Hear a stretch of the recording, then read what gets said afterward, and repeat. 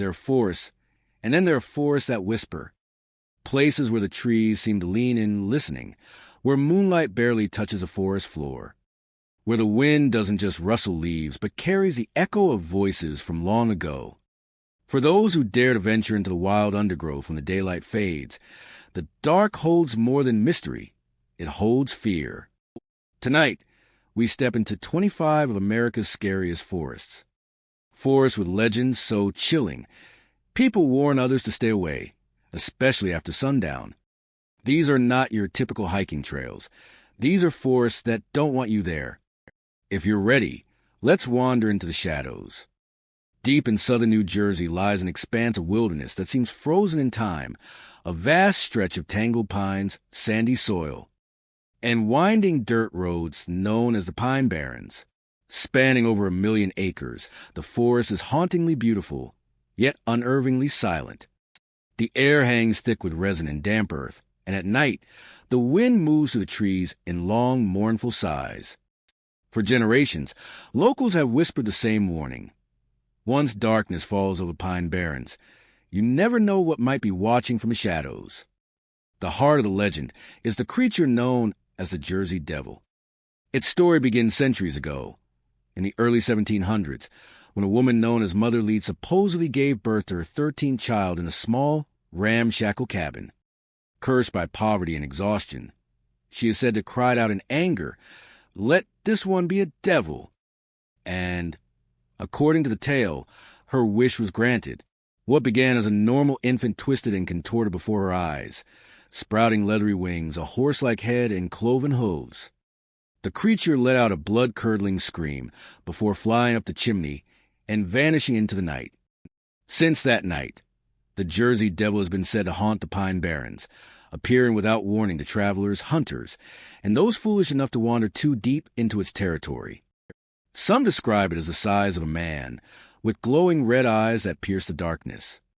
Others claim it moves silently above the treetops, its wings brushing against the highest branches, leaving behind only strange hoofprints in the sand. Over the centuries, sightings have been reported by farmers, policemen, and even military personnel, each one describing a creature both terrifying and impossible to explain. In the stillness of the forest, it's not hard to believe such a thing could exist. The Pine Barrens is a place where sounds carry in eerie ways. A snapping twig echoes like a gunshot, and the hoot of an owl can sound like a human wail. When the mist rolls in from the lowlands, it cloaks the ground in ghostly white. Trees twist into unnatural shapes, and shadows seem to move of their own accord. Many campers have reported hearing cries unlike any animal known to the region, long, high-pitched shrieks that rise and fall with a strange rhythm, echoing between the trees, as if calling out to something unseen. Old residents in nearby towns, like Leeds Point and Batstow, speak of nights when livestock were found mutilated, their tracks surrounded by deep, cloven prints. Horses refuse to enter certain parts of the forest, rearing and snorting at unseen threats. One legend tells of a group of hunters who followed the creature's tracks through the snow until they ended abruptly at a frozen stream. The prints stopped in the middle of the ice. No sign of flight, no sign of return. As if the creature had simply vanished into thin air. During the early 1900s, a wave of sightings gripped New Jersey in terror. Newspapers called it the phenomenon of the Pine Barrens. Schools closed, factories shuttered, and armed posses combed the woods in search of the beast. In 1 week alone, over 100 separate encounters were reported. People claimed the devil attacked trolleys, swooped at carriages, and screeched from rooftops in the dead of night. Even the Philadelphia Zoo offered a cash reward for its capture, alive or dead. No one ever collected it. Modern visitors to the Pine Barrens often laugh off the old stories, until they experience something for themselves. Hikers have found hoofprints that appear overnight on empty trails, spaced too far apart for any normal animal. Drivers have reported a dark shape darting across desolate backroads, vanishing into trees before headlights could catch it. And more than one camper has awakened in the small hours of the morning to the sound of something large circling their tent. Footsteps heavy, deliberate, almost human. Locals say the creature keeps to itself, unless provoked, But some insist it's not merely an animal. It's a curse, a reminder of something ancient that still lingers in the soil and trees. The Pine Barrens has always been a place apart from the rest of the world, a landscape where the rules of nature seem just slightly bent. Fires burn without cause, lights flicker between the branches, and strange figures sometimes appear on lonely trails only to fade when approached. Whether the Jersey Devil is real or not, one truth remains. The Pine Barrens exudes an unease that's hard to shake. Step too far from the main road, and the forest seems to close around you. The silence becomes oppressive, broken only by the faint rustle of wings high above. Every shadow feels alive. Every gust of wind whispers your name. And if you listen closely, just as the legends say, you might hear it, a shriek rising from the depth of the woods, somewhere between a scream and a cry of laughter. Deep in the southeastern corner of Maryland lies Pocomoke State Forest, a stretch of dense woodland and shadowed swamp that seems to exist in a world of its own. Here, the trees grow tall and close, their branches weaving together like twisted fingers reaching toward the sky. The air is damp and heavy, filled with the scent of earth, moss, and decay. When night falls, it comes suddenly without warning, and the forest becomes a black labyrinth of whispers and echoes. Locals say that in Pocomoke, the darkness doesn't simply fall. It settles thick and alive, pressing down until you can feel it breathing against your skin. The Pocomoke River winds through the heart of the forest, slow and silent, its dark waters reflecting the tangled canopy above. The river is said to be bottomless in places, swallowing light and sound alike. For generations, people have vanished along its banks. Fishermen, hunters, and travelers who ventured too far into the swamp and never came back. Some say the forest keeps them. Others whisper that they never truly left. Stories about Pocomoke go back centuries, to the earliest settlers and even before. Native tribes once called this place Blackwater, and many believed it was a passage between worlds where the living could brush against the realm of the dead. Strange lights were said to drift along the river's surface, dancing above the water before fading into the mist. Voices would call from the darkness, soft and familiar, luring wanderers deeper into the swamp. Those who followed never returned the same, if they returned at all. Even now, the forest has an unsettling reputation. Locals avoid certain trails after dusk, especially near the old cypress groves. The trees there grow enormous, their roots twisting above the ground like the limbs of buried giants. On foggy nights, people have seen faces appear in the mist. Faces pale and fleeting, staring out from behind the trunks before dissolving into the darkness. Some say they belong to those who drowned in the river, their souls bound to the murky waters that claimed them. Campers tell stories of voices that whisper through the trees, always just behind them, no matter how fast they walk. It's never clear what the voices are saying.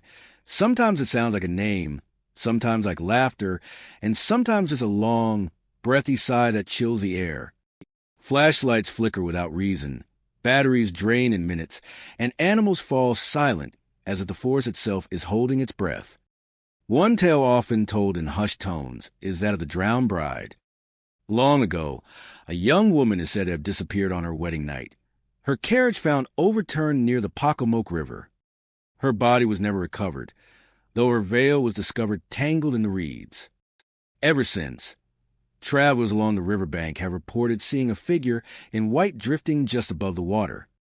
She glides silently through the mist, her face hidden by a tattered veil, her gown glowing faintly in the moonlight.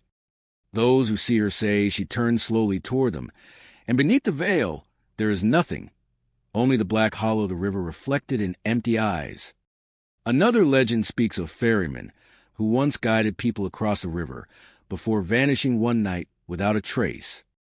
To this day, some claim that if you stand on the old ferry dock after midnight, you can hear the creak of his rope and the splash of unseen oars cutting through the water. The sound drifts closer, but no boat ever appears. Only the faint outline of something moving to the fog, too large to be human and too quiet to be real.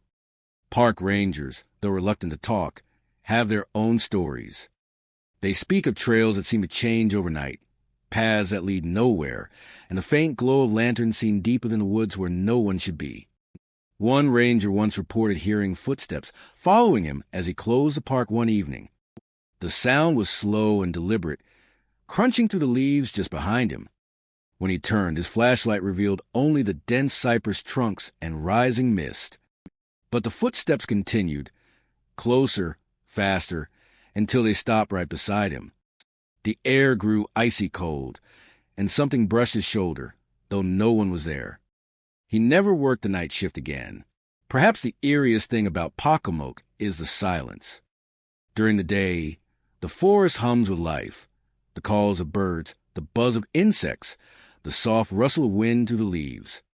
But when the sun sets, that life vanishes. The swamp becomes utterly still, a void of sound where even the frogs refuse to croak. It's in that silence that people say the spirits stir, moving unseen between the trees. The air thickens, and the scent of river water rises, metallic and cold. Those who have stayed long enough describe the feeling of being watched, not by an animal, but by something older, patient, and endless. Some say Pocomoke's haunting presence comes from the restless souls lost in its waters. Others believe the forest itself is alive, feeding on fear, drawing energy from those who wander beneath its canopy. Whatever the truth may be, one thing is certain. Pocomoke is not an ordinary forest. It holds its secrets close, wrapped in fog and shadow, waiting for the next soul to listen to its whispers and follow them into the dark.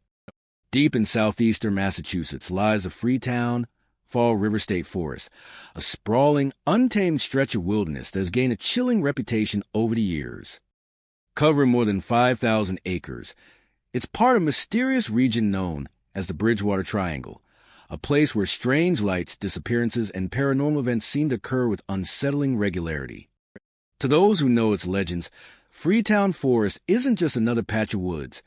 It's a place where reality bends, and the line between the living and the unknown becomes dangerously thin. By day, the forest appears peaceful enough. Sunlight filters through the thick canopy, and trails wind lazily around ponds, boulders, and old stone walls left behind by early settlers. But as daylight fades and shadows stretch across the trees, something in the air changes. The forest seems to breathe differently. Its silence too deep, its darkness too heavy. Locals say that once the sun sets, even familiar trails twist and change, leading wanderers astray. More than one hiker has reported losing their sense of direction, only to find themselves walking in circles, even when using a compass. Some make it out. Others simply vanish, leaving behind no trace at all. Whispers of strange activity have haunted the forest for generations. People speak of eerie lights floating between the trees, glowing orbs that pulse softly, hovering just beyond reach. They drift silently, changing color from pale white to deep crimson, before fading into the darkness. Witnesses say these lights seem intelligent, reacting when approached, leading people deeper into the woods before disappearing altogether. No one knows what they are. Some believe they're spirits trapped in the forest. Others think there's something far more otherworldly. The Bridgewater Triangle has long been linked to tales of UFO sightings, and Freetown is no exception. Campers and motorists have reported bright discs hovering above the tree-line, moving in erratic, impossible patterns. The lights will hang motionless for several seconds, then dart away at blinding speed, leaving no sound. Only a faint hum that lingers in the still air. On some nights, witnesses claim the forest floor lights up with a strange electric glow, as if the earth itself were alive. Those who've seen it describe feeling dizzy, disoriented, and overwhelmed by a sense of being watched. But perhaps the most unsettling legends are those involving the human element, the darker side of what may have taken place among these trees. During the 1970s and 1980s, rumors began to circulate about strange rituals being performed deep in the forest. Police uncovered evidence of animal sacrifices, inverted symbols, and makeshift altars built from stone and wood. While no group ever publicly claimed responsibility, many blamed occult gatherings or even satanic cults that supposedly used the forest's isolation to their advantage.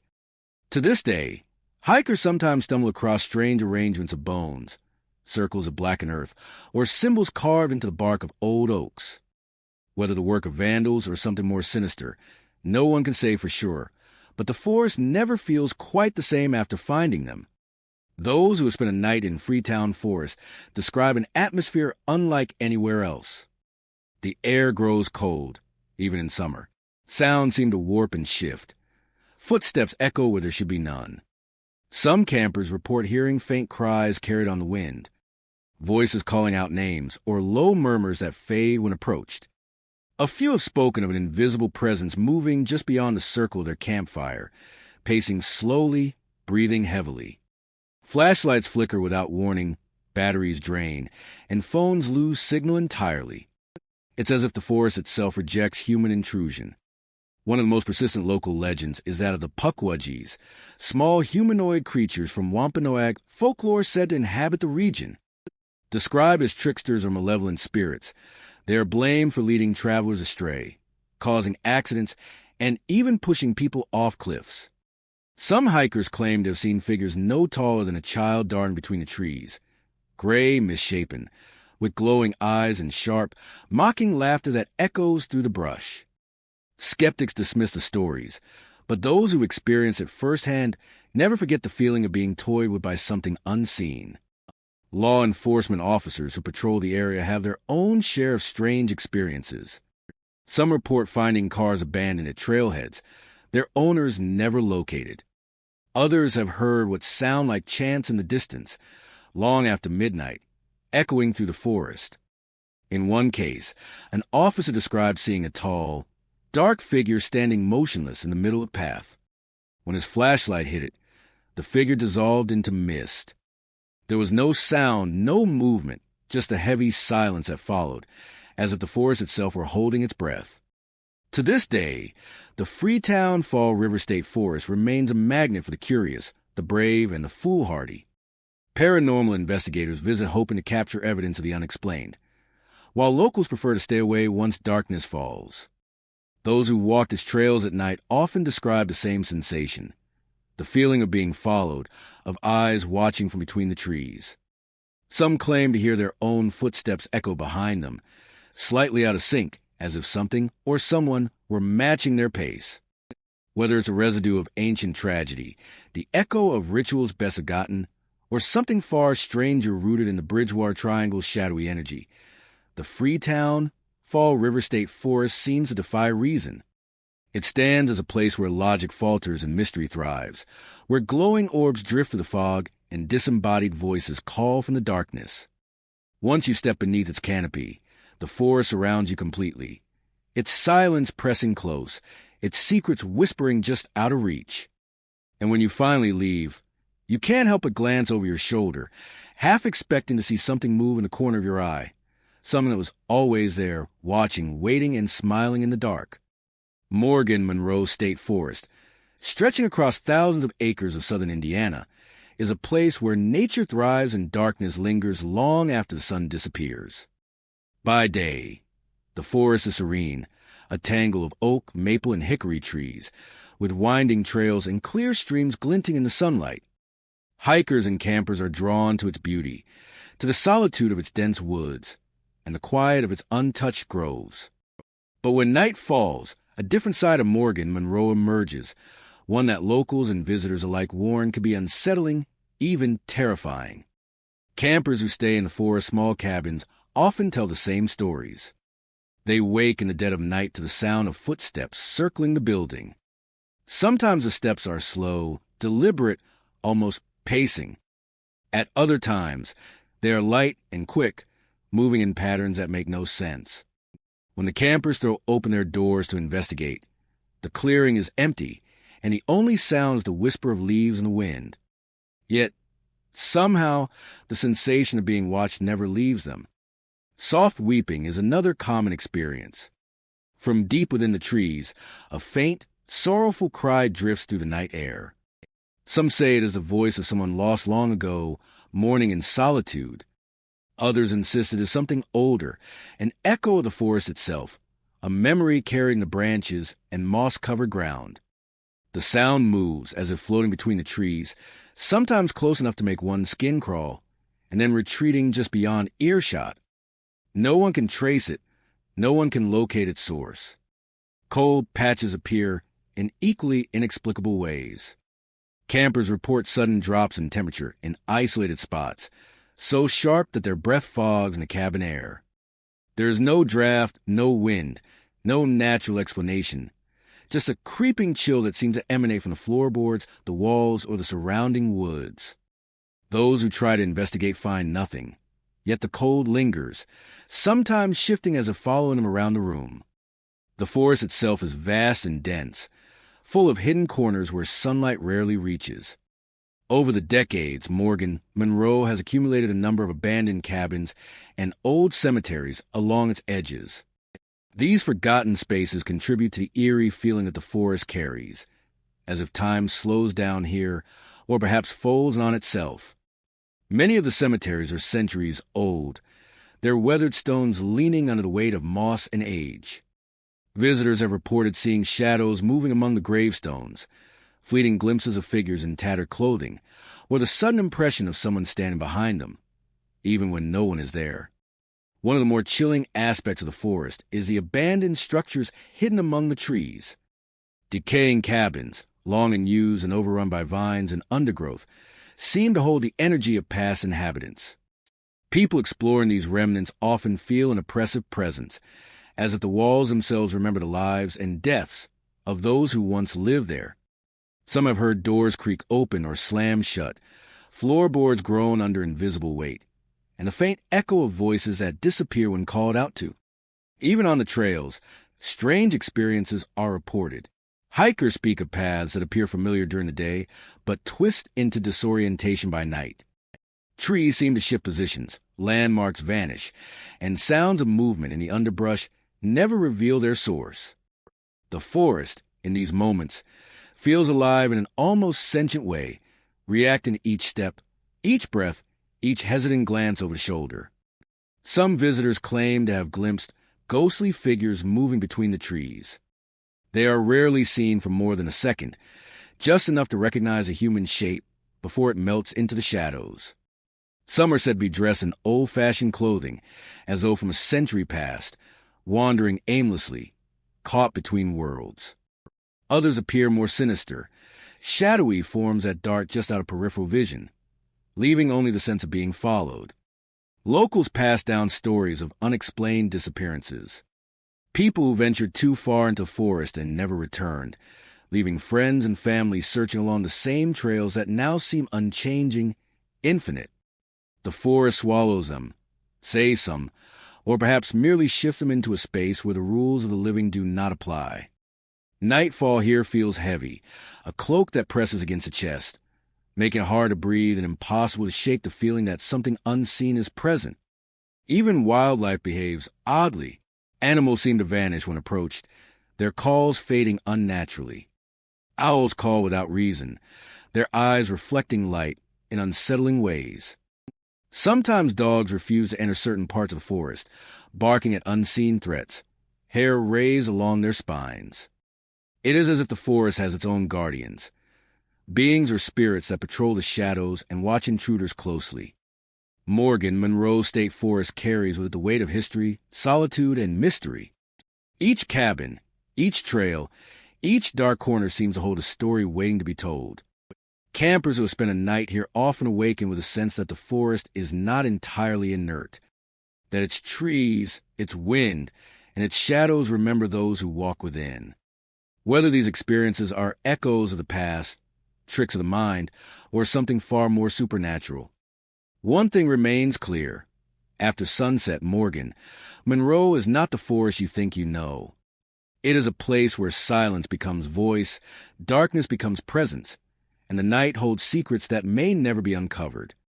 Bluff Mountain in Virginia, part of the winding Appalachian Path, is a place where the forest seems to close in on itself, dense and shadowed even during daylight hours. Its slopes are steep, its trails narrow and rocky, and a canopy of oaks, maples, and pines cast dappled shadows that seem to shift as if alive. For centuries, the mountain has held stories passed down to locals, but none so persistent or haunting as the tale of a young boy named Oddie Powell. Adi was a child of the 1890s, small for his age and endlessly curious. He lived in a modest cabin at the base of Bluff Mountain, along with his family, who worked the land in those rugged years. One afternoon, drawn by the call of the forest, Adi wandered farther than usual along a narrow trail. The mountainside swallowed him quickly. The trees, rocks, and thick undergrowth made it easy for a child to lose his way. By the time his family realized he was missing, he was gone. Despite days of searching, no trace of Adi Powell was ever found. His disappearance became a scar on the community, a mystery whispered around hearths and at the local schoolhouse. And over time, the story grew into legend. Hikers and campers along the Appalachian Path today report experiences that suggest Adi never truly left the mountain. On quiet nights, some hear the sound of a child crying, soft and distant at first, then growing louder as though someone or something is moving closer through the underbrush. The cries are plaintive, sometimes rising into panic wails before fading abruptly, leaving only to whisper the wind through the pines. Those who have heard it describe a chilling sensation, as if the sound carries the weight of decades, a sorrow that refuses to dissipate. More unsettling than the cries are the tactile experiences reported by those who traverse Bluff Mountain after dark.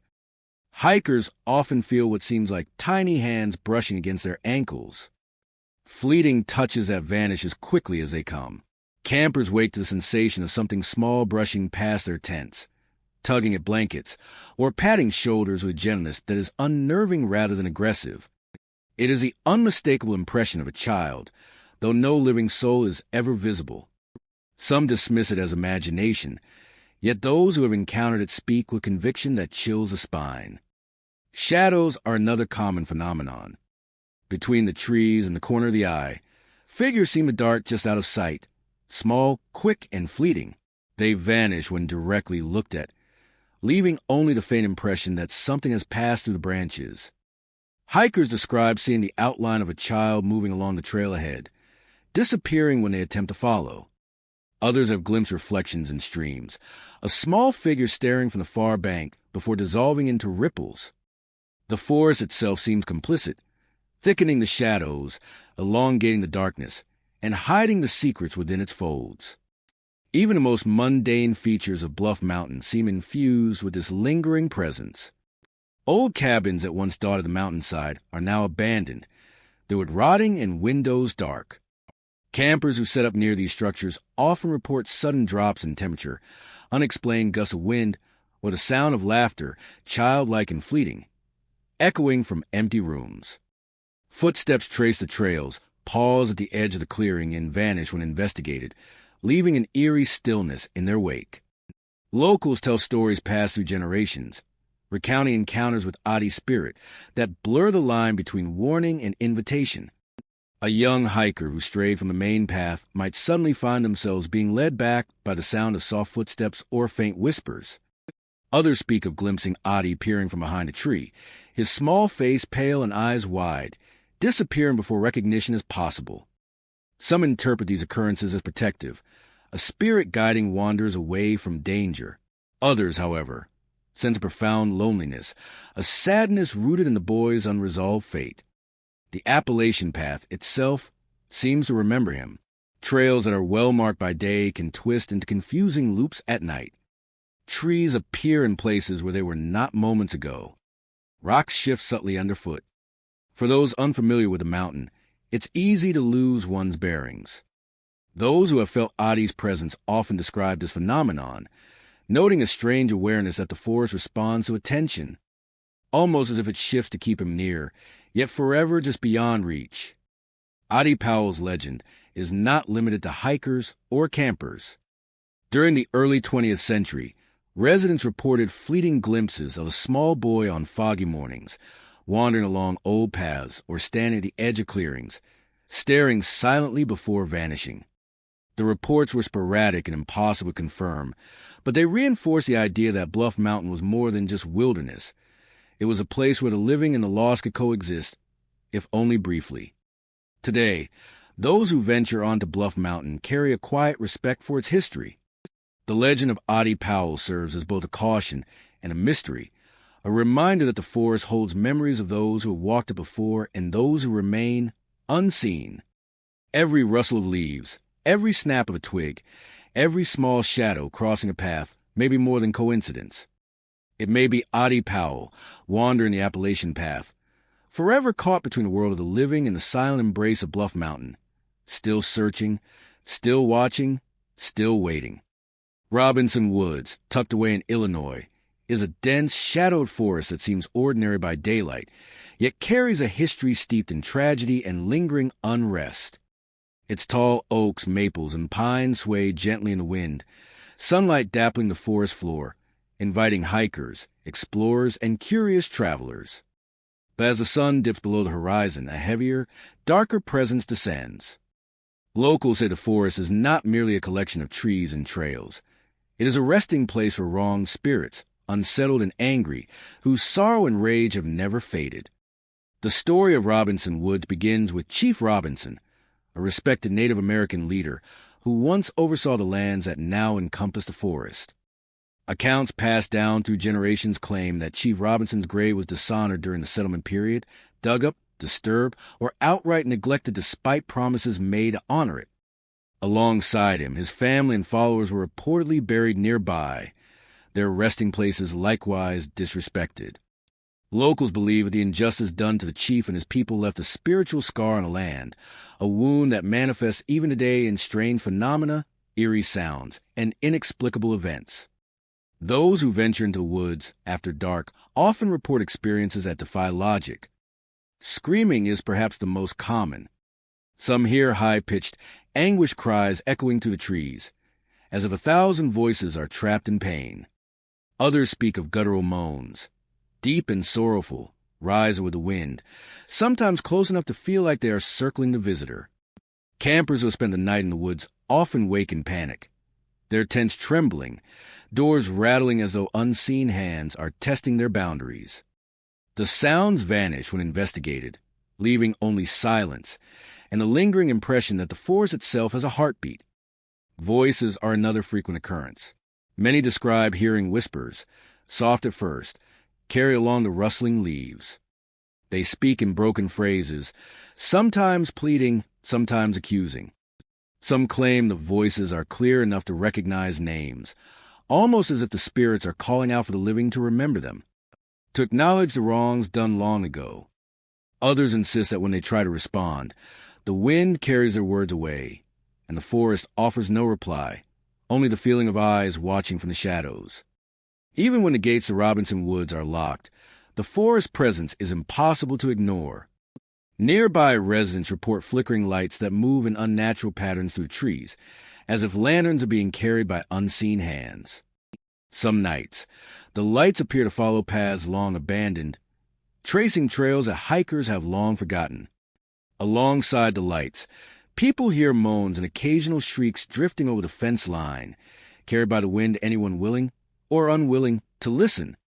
The combination of sound and light creates a surreal, almost tangible feeling that the spirits are not confined by the boundaries of the physical world. Visitors have also spoken of sudden drops in temperature, localized chills that pass over them without warning, and patches of frost or mist appearing where none should be. Campers report objects moving without touch, small stones rolling across paths, twigs snapping underfoot with no animal in sight. The air grows thick at times, heavy with a sense of being observed, as though the trees themselves have become sentinels, keeping a watchful eye on all who enter. Some accounts even speak of shadowy figures glimpsed between the trees. At first, they appear human, perhaps a man or a woman standing silently among the trunks. But when looked at directly, the shapes dissolve into darkness, leaving only the faint impression of movement, of something breathing, watching, and waiting. These apparitions are often linked to the chief and his family, lingering along the old burial sites and trail edges, unable to find peace. Hikers and paranormal enthusiasts alike have been drawn to Robinson Woods for these reasons, though most come with caution. The forest is said to react to intrusion, almost as if it remembers those who enter and judges them. Some visitors report being guided away from the more dangerous areas by inexplicable forces, a breeze shifting to nudge them down a trail. or faint footsteps echoing to lead them back to safety. Others feel a darker influence, a sense of anger and warning, that seems designed to keep them out entirely. The forest's reputation has persisted for generations, fueled by both history and first-hand experience. Stories of Chief Robinson's dishonored grave, the cries of the lost, and the inexplicable flickering lights continue to circulate among locals. Even those who have only passed by on nearby roads report an unease that cannot be explained, a shiver that runs deep in the wind or the chill of night air. Robinson Woods is more than just trees, trails, and wildlife. It is a place where the past refuses to stay buried, where sorrow and rage linger among the roots and branches.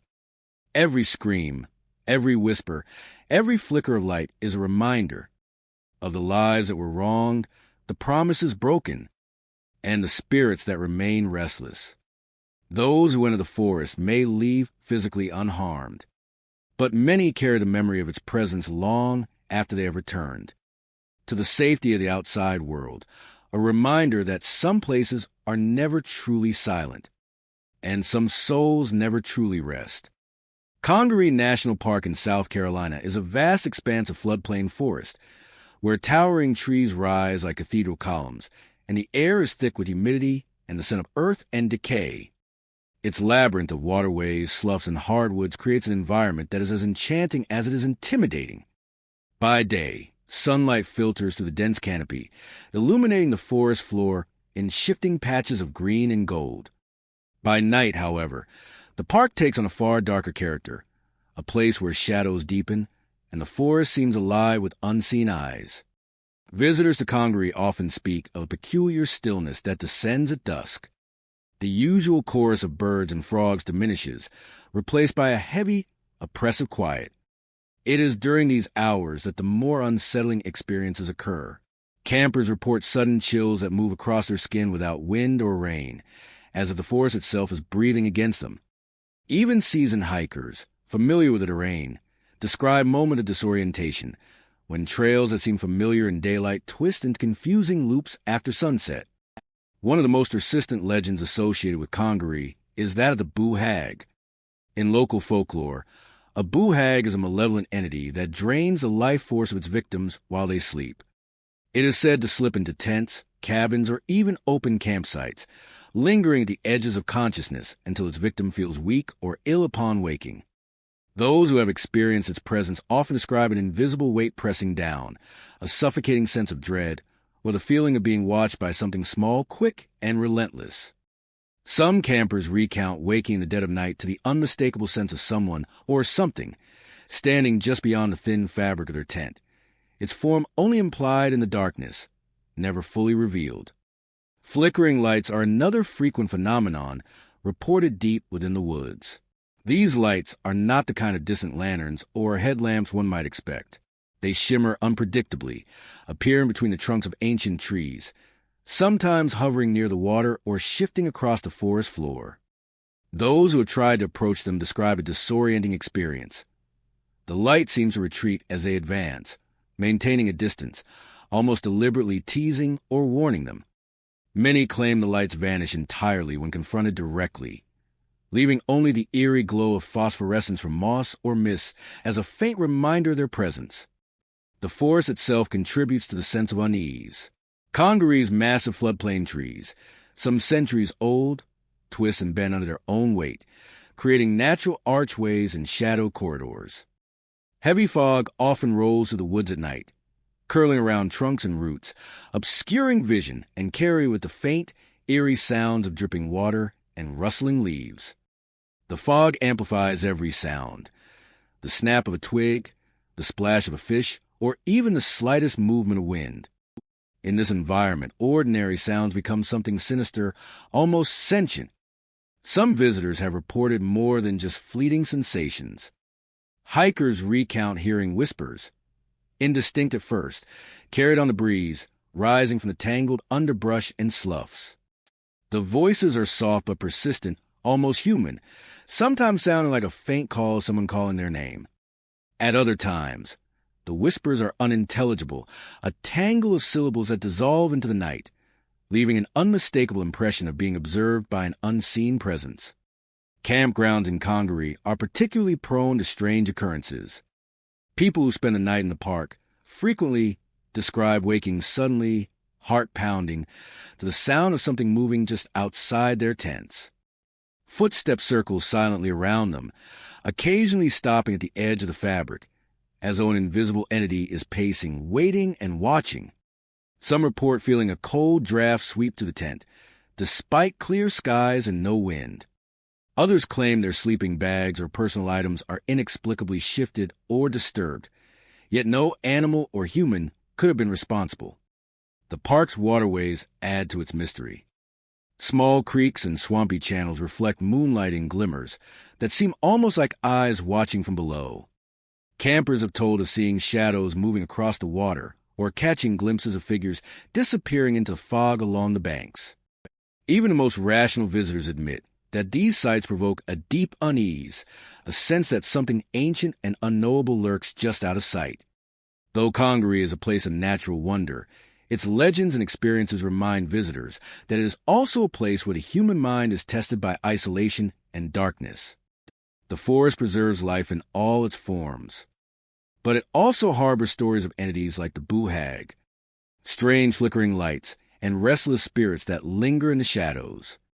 Those who walk its trails at night or camp among its towering trees carry the memory of eyes watching, whispers drifting on the breeze, and the subtle, chilling sense that the forest itself is alive in ways that are both beautiful and terrifying. To step into Congaree National Park after sunset is to enter a world where light and shadow shift unpredictably, where the air carries secrets as old as the trees themselves, and where every sound, every flicker of light, and every sudden chill could be the sign of something more than natural.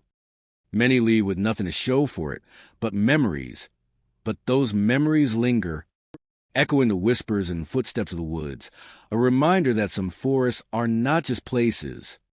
They are living stories, waiting for the next visitor to listen, to watch, and perhaps to feel the presence of something that refuses to rest.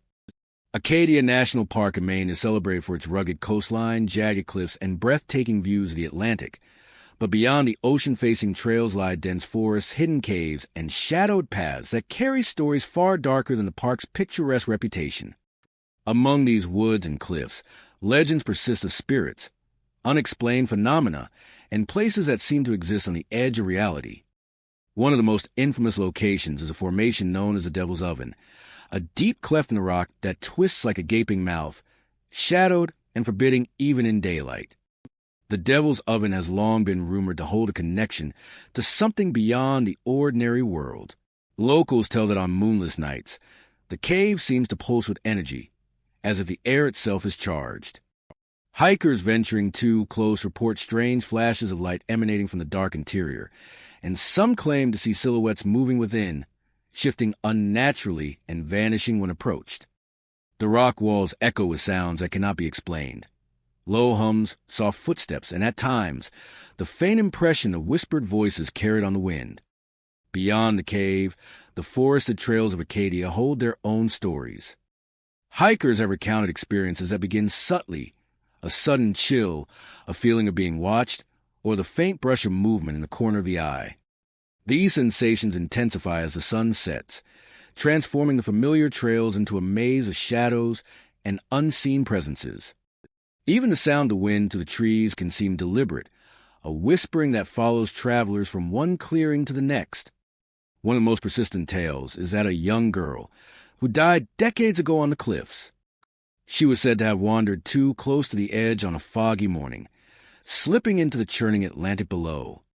Since that day, hikers report fleeting glimpses of a small figure in white along the forest paths near the cliffs. Some see her standing silently at the tree line, her face pale and expressionless, before disappearing into the undergrowth. Others feel her presence more subtly, a sudden sense of cold, or the light touch of a small hand on a shoulder or ankle, vanishing before it can be fully registered. On nights without moonlight, the Devil's Oven becomes a focal point of many strange occurrences. Flashing lights are often reported just within the cave's mouth, bright enough to illuminate the rocks briefly before fading into darkness. Some describe these flashes as resembling lanterns or torches, moving along unseen paths deep within the stone. Shadows shift along the jagged walls, sometimes taking shapes that suggest human forms, crouched or standing as if waiting for visitors to enter. Those who observe closely swear the figures vanish when approached, leaving only the echo of footsteps on stone and the eerie hum that lingers in the air. The forest surrounding the cliffs contributes to the sense of unease. Ancient pines and maples grow so close together that the canopy becomes nearly impenetrable at night, turning the trails into corridors of black shadow. Underfoot, roots twist and coil like serpents, making navigation treacherous. Many hikers have reported that paths familiar in daylight become disorienting in the dark, seemingly shifting direction or extending farther than expected. Compounding this, the sounds of wildlife often take on a distorted, almost human quality. The hoot of an owl, the scurrying of a raccoon, or the rustle of leaves can resemble whispers or footsteps following behind. Campers near the cliffs sometimes wake to more tangible sensations of the unknown. Tents that were tightly zipped appear partially open. Sleeping bags shift and items left on the ground seem to have been moved, though no one admits to disturbing them. Others speak of waking to find the air suddenly cold and heavy, and in that moment, glimpsing a figure at the edge of their tent, a shadowy outline, small and unmoving, fading as soon as eyes are fully opened. Even those who walk the coastal trails near Acadia's cliffs have reported strange phenomena. Hikers claim to see figures silhouetted against the fog rolling in from the Atlantic, only for the shapes to vanish as they approach. Lights flicker across the rocks in patterns that cannot be explained, and the sound of waves crashing against the cliffs sometimes carries voices that mimic crying or calling out. Locals say these are echoes of the past, memories trapped in the land, or spirits unable to move on from the cliffs where tragedy struck. Despite the park's popularity and the hundreds of visitors it draws every year, these experiences persist. Whether they're the result of grief, natural phenomena, or something far stranger, the legends of the Devil's Oven and the Wandering Girl remain firmly rooted in Acadia's identity. The cliffs, caves, and shadowed trails are a reminder that even the most scenic places can harbor secrets, and that beneath the beauty of the forested paths, darkness waits, patient and silent. Those who explore Acadia after sunset walk with caution, feeling the weight of unseen eyes and the pull of hidden corners. Every flicker of light, every sudden chill, every whispered sound could be a trick of the wind, or a reminder that some spirits linger still, bound to the cliffs and caves where life ended too soon. In the dense forest of Acadia National Park, beauty and terror exist side by side, and the Devil's Oven stands as a silent sentinel, guarding its secrets, waiting for the next visitor to feel the presence of something that refuses to rest. Devil's Tramping Ground in North Carolina is one of the most notorious and mysterious locations in the state. Located in a remote clearing surrounded by dense woods, it is easily recognizable by its defining feature, a nearly perfect circle of barren soil, roughly 40 feet in diameter, where nothing has ever been able to grow. Grass, weeds, and even small plants refuse to take root. The circle is so precise and unchanging that it seems unnatural, as though it were deliberately cleared and maintained by unseen hands. Locals have long whispered that this is no ordinary patch of earth, but a place where the devil himself walks by night. The legend claims that the devil uses a circle as a nightly ritual, pacing endlessly in the barren soil. Those brave or foolish, enough to visit after dark, often report strange occurrences that seem to validate the story. Campers staying near the clearing describe waking to the sound of slow, deliberate footsteps circling the area. The rhythm is unlike that of any animal, steady and unrelenting, carrying across the open ground and vanishing into surrounding forest. Some insist that when they peer toward the circle, they see nothing, yet the sound continues, as if an unseen presence is marking its nightly path. One of the most famous aspects of the Devil's Tramping Ground is its interaction with objects left inside the circle. Visitors who place stones, toys, or other personal items within the barren soil often awaken to find them displaced, sometimes just a few feet away, other times tossed completely outside the clearing. The objects show no signs of disturbance by wind or animals. Some suggest that it is the devil himself, annoyed by intrusions into his ritual space, moving items deliberately to remind humans of their place. Others interpret as a demonstration of the circle's otherworldly energy, a warning that certain boundaries should never be crossed. The circle exerts a palpable presence even during the daytime. Many who approach it describe a sense of unease, a feeling that the very air is heavier, thicker, as if the space itself is aware. The ground is warmer than the surrounding soil, almost radiating energy, and some report a subtle vibration beneath their feet, like a heartbeat coming from below the surface. Those who linger too long often experience the sensation of being watched, their movements mirrored by invisible eyes. Even the quietest conversation seems amplified, carrying tension that is difficult to shake. Camping near the tramping ground can be an unnerving experience. At night, the sounds intensify. Visitors have reported hearing scratching from below the soil, faint growls, and occasional thumps as if something large is moving just beneath the surface. Some describe seeing shadows shift in the tree line surrounding the circle, fleeting shapes that vanish when looked at directly. The combination of sounds and sensations leaves campers feeling both trapped and exposed, as though the circle and the woods beyond are conspiring to keep them aware of forces they cannot see or control. The circle's origins are shrouded in mystery. Some suggest it is an ancient Native American site, long abandoned and later imbued with dark energy. Others believe it is a natural phenomenon, a combination of soil chemistry and environmental conditions, though even this explanation cannot account for the long-standing legend or the consistent displacement of objects. The most enduring explanation, and the one embraced by locals, is far more sinister. The circle exists as a conduit for malevolent forces, a place where the devil exercises influence over the physical world. Despite its notoriety, Devil's Tramping Ground draws both thrill-seekers and paranormal enthusiasts. Many visit armed with cameras, notebooks, and recording devices, hoping to capture evidence of the unexplained. Some report success, claiming to have recorded footsteps or fleeting orbs of light within the circle. Others return empty-handed, but with stories of unease and terror that linger long after they leave. Even those who see nothing unusual often feel different, as if the circle's energy has left a subtle impression on their mind and body, a lingering sense of being observed by an unseen presence. The area surrounding the circle adds to the sense of isolation and dread. Trees crowd the clearing on all sides, their branches interlocking to form a natural barrier that blocks both sight and sound. The forest seems to react to intruders, amplifying every noise and shadow. Animals are often silent near the circle, disappearing from sight. And even the wind carries a strange quality, whispering through the leaves in patterns that feel deliberate. For visitors, it is almost impossible to ignore the combination of stillness and subtle activity, a paradox that heightens the sense of the place being alive. Perhaps the most unnerving aspect of Devil's Tramping Ground is its persistence.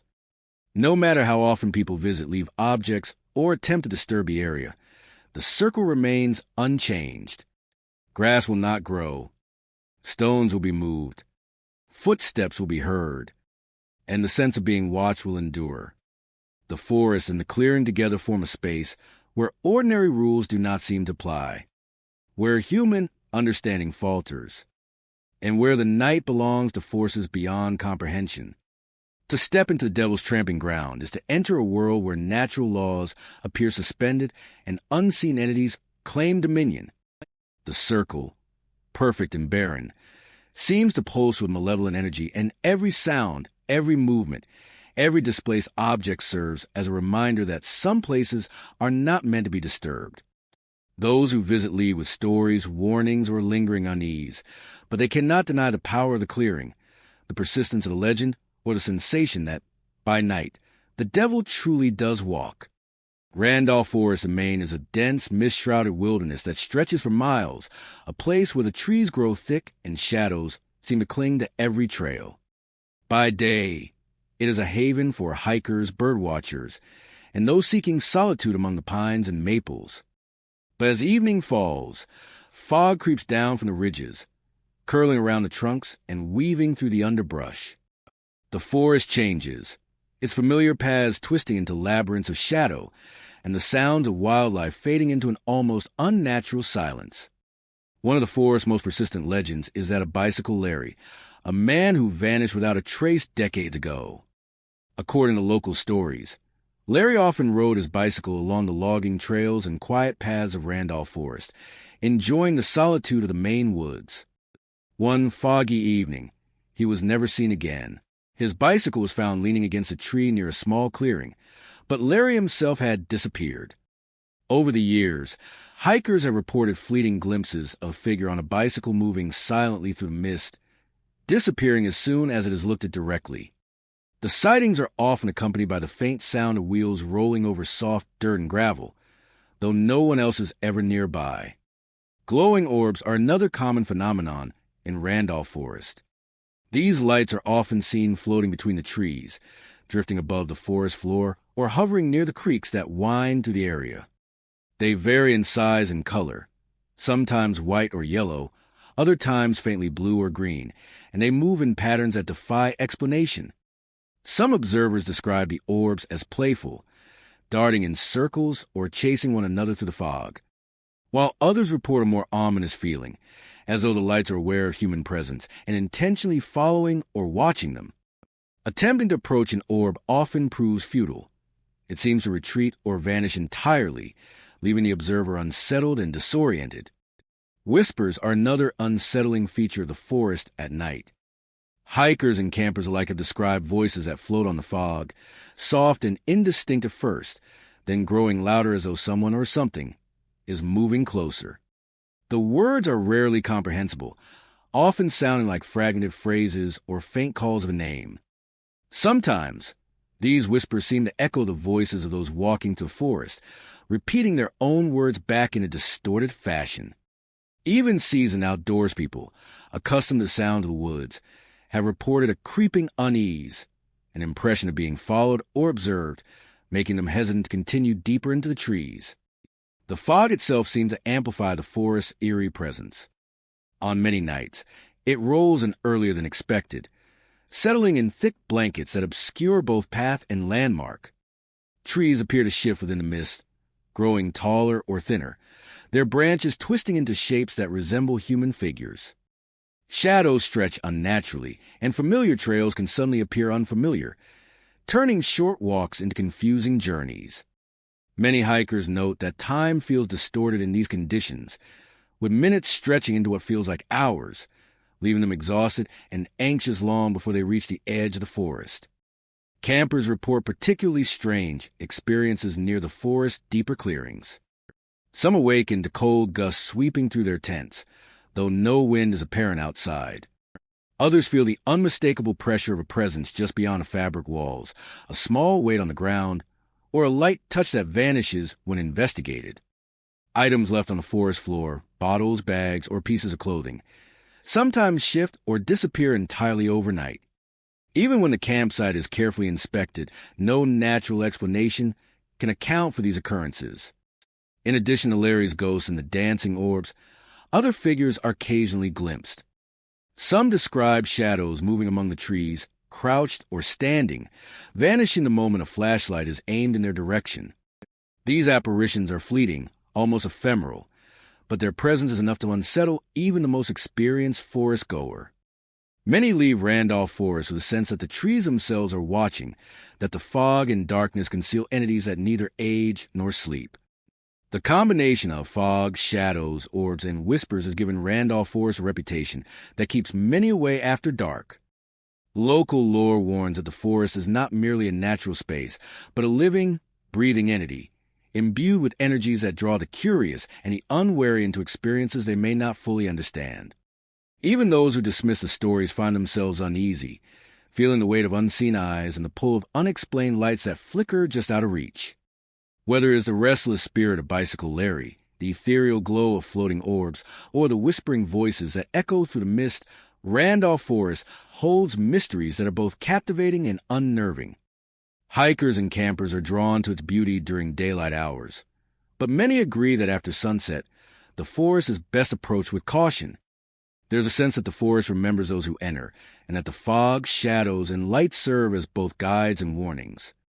For those who experience it, Randolph Forest is more than a collection of trees and trails.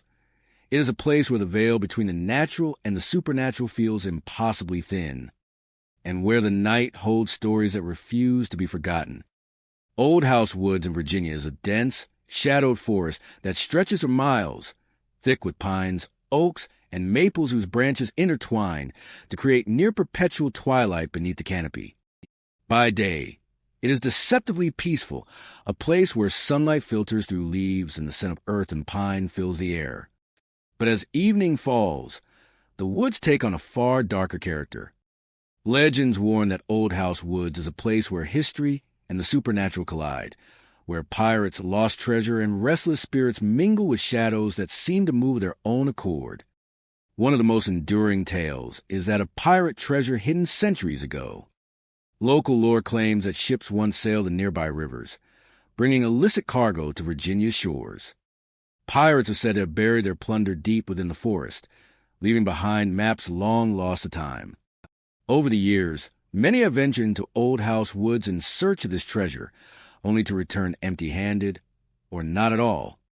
Some who have explored the densest parts of the forest report strange occurrences, glimpses of figures disappearing between the trees, sudden gusts of wind where none should be, and the faint sound of coins clinking as though the treasure itself were shifting just out of reach. Ghostly ships are another staple of the forest's haunting reputation. On misty mornings or moonless nights, locals claim to see the outlines of ships through the trees, their sails tattered and masts swaying even though no water is in sight. The apparitions vanish when approached, leaving only the echo of waves and the smell of salt lingering in the air. Witnesses say these phantom ships are tied to the pirate legends, spectral echoes of vessels that once carried fortune and danger, forever bound to the woods by unfinished business or lost souls. Even more unsettling are the reports of spectral armies marching through the forest at dusk. Hikers and campers are described hearing the rhythmic stomp of boots, the clatter of armor, and the distant clanging of swords, growing louder as if a parade were approaching. When the sounds reach their peak, observers catch glimpses of shadowy figures moving in formation through the trees. By the time they summon the courage to investigate, the figures vanish, leaving only the rustle of leaves and a chill that lingers long after the sounds have faded. Some believe these armies are echoes of battles long past, tied to Virginia's colonial history, while others insist they are restless spirits bound to Old House Woods, unable to find peace. Shadows in the forest behave unnaturally. Walkers report seeing shapes move against the wind, twisting and shifting in ways that defy logic. Sometimes these shadows appear humanoid, crouching or pacing. Other times they are formless, rolling over the underbrush as if alive. Those who observe too closely often feel a sudden, icy weight on their shoulders, a prickling sensation along the spine, or the undeniable sense of being watched by something intelligent and unseen. The longer one remains in the woods after dark, the more pronounced these phenomena become, until even the most seasoned outdoors people admit to an uneasy, almost suffocating tension. Even the forest itself seems to resist intrusion. Paths that appear straightforward in daylight twist and distort after sunset. Familiar landmarks, rock formations, fallen trees, small clearings, seem to shift, leaving visitors disoriented.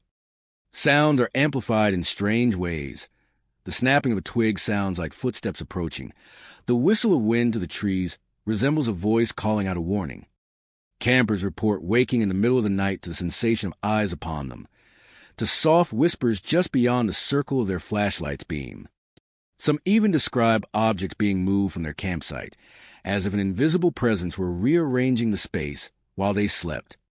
Despite its eerie reputation, Old House Woods attracts curiosity seekers and paranormal enthusiasts.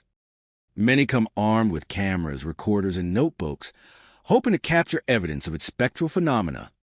Some claim to have recorded orbs of light drifting through the trees, shadowy figures in the distance, or faint sounds of marching and voices that vanish upon playback. Others leave with nothing but the memory of an oppressive atmosphere and the gnawing sense that the forest has observed them, even tested them, during their visit. Local residents tend to avoid Old House Woods after dark. They tell stories of warnings whispered by the forest itself, a misfortune befalling those who linger too long. Some say the forest is protective of the secrets buried within it, the pirate treasure, the spectral ships, and the ghostly armies, and that its restless energy punishes those who come seeking more than the natural beauty it offers.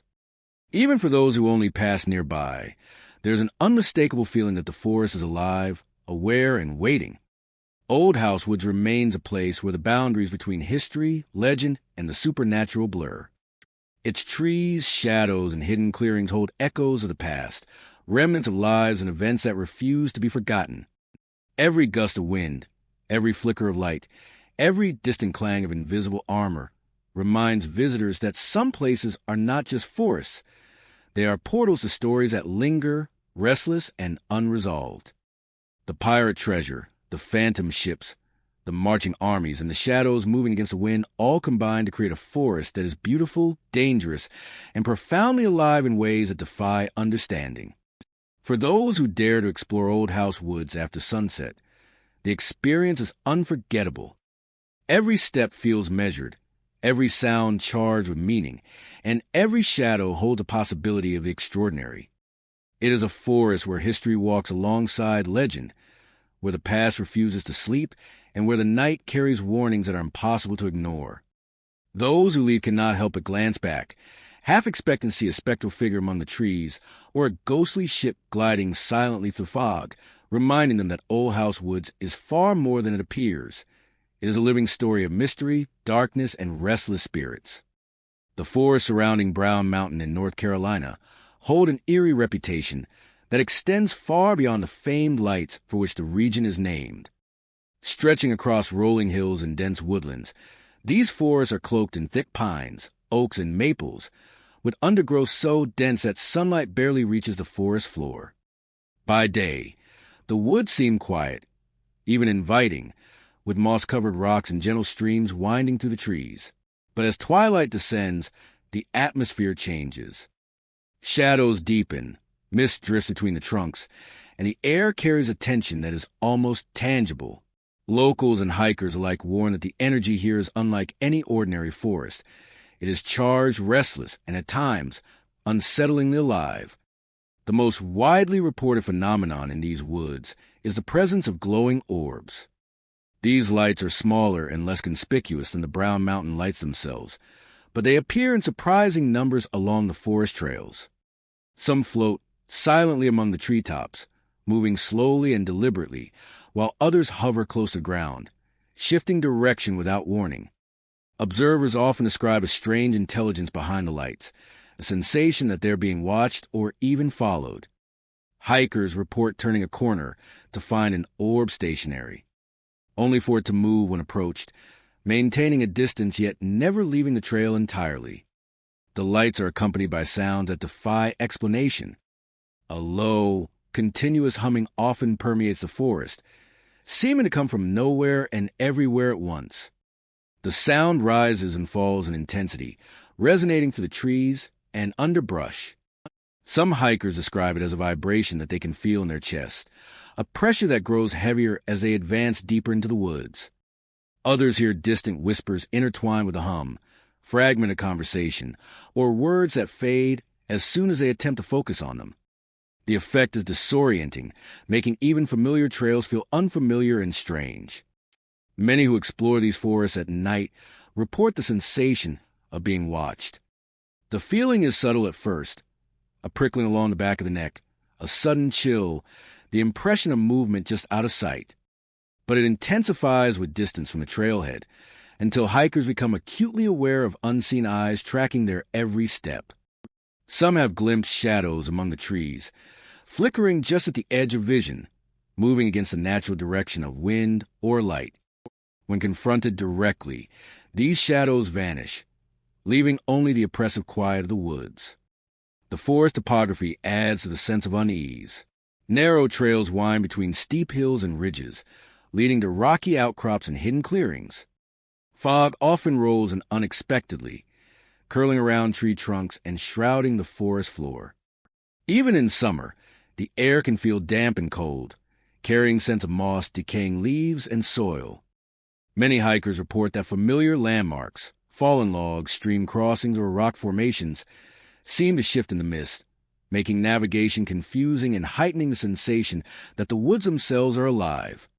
Campers near these areas frequently experience phenomena that are impossible to explain.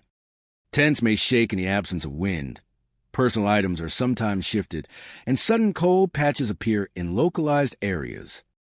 Some have woken in the middle of the night to see a faint glow hovering just beyond the mesh of their tent, moving silently but deliberately.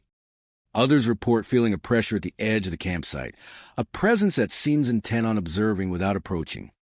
Even those who remain awake long into the night often describe an uneasy heaviness, the feeling of unseen entities passing between trees, just beyond the reach of light.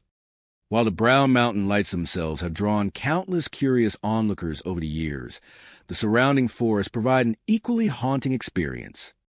Hikers report being followed by the orbs, the lights keeping pace along darkened trails, retreating only when the observer stops. Many claim that these orbs move in patterns, rising and falling, circling back, or hovering as if gauging the reaction of those who traverse the forest. The combination of moving lights, strange sounds, and persistent shadows creates a sensation of being in a place that is alive with forces beyond comprehension. Locals speak of these woods with a mixture of reverence and caution. Many avoid hiking after dark, warning that the forest has a way of ensnaring the unprepared. The stories of glowing lights, inexplicable hums, and unseen watchers have persisted for generations, passed down alongside the legends of Brown Mountain itself. Some suggest that the forest is a natural conduit for strange energy, a place where electromagnetic anomalies combine with atmospheric conditions to create lights and sounds that feel sentient. Others insist that the lights are the work of spirits, drawn to the forest by unresolved events, tragedies, or ancient forces that continue to linger unseen.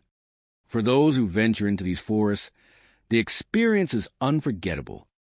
The glowing orbs, the hum that vibrates through the trees, the shadows that flit against the wind, all combine to create an environment that is at once beautiful and terrifying. Even in the absence of clear explanation, the forest leaves a lasting impression, a reminder that some places in the world hold mysteries that defy logic and reason. Hikers, campers, and curious visitors quickly learn to respect the forest's boundaries, knowing that in these woods surrounding Brown Mountain, every light, shadow, and whisper may carry the weight of the unknown, and that the night is never truly empty. The Homolovi Ruins area in Arizona is a landscape where the echoes of the past linger among the red rocks, scrub, and sparse forested areas that stretch across the high desert. The ruins themselves are remnants of the ancestral Pueblo peoples, their stone and adobe structures weathered by centuries of sun, wind, and rain. But beyond the visible history, the surrounding forests and desert edges carry a quieter, more mysterious presence. Locals speak of whispers on the wind, shadows moving among the juniper and pinyon trees, and fleeting voices that seem to echo ceremonial songs long forgotten by time.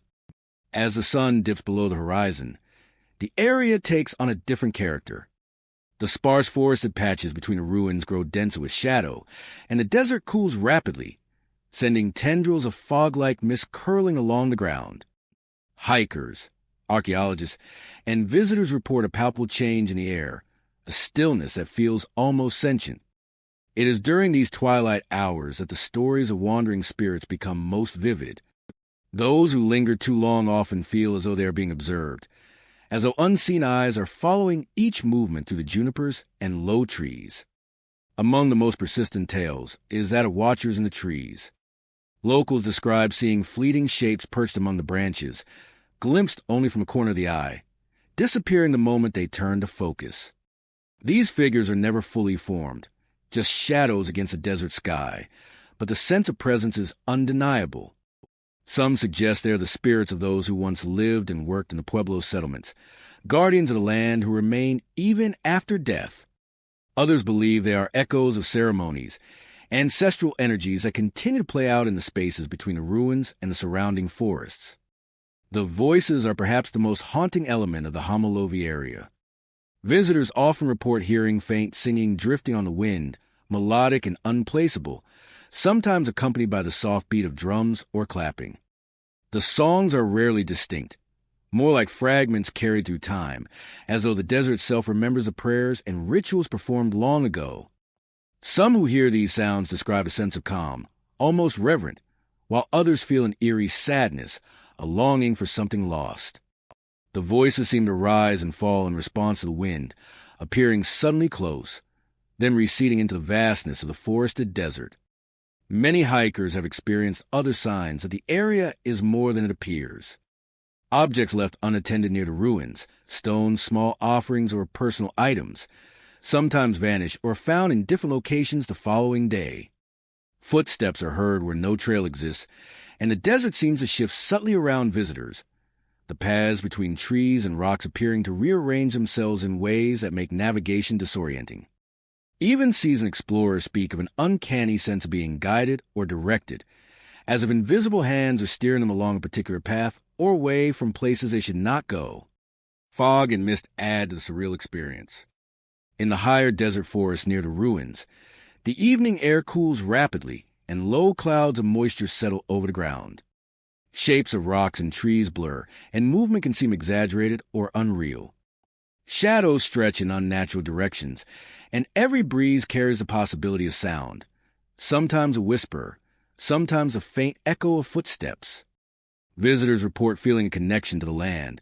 A subtle awareness of the energy of the past is woven into the soil, the rocks, and the sparse forest. Some legends tie the experiences directly to Hopi and other regional tribes, suggesting that the spirits are not merely echoes but guardians of sacred history. These interpretations emphasize respect.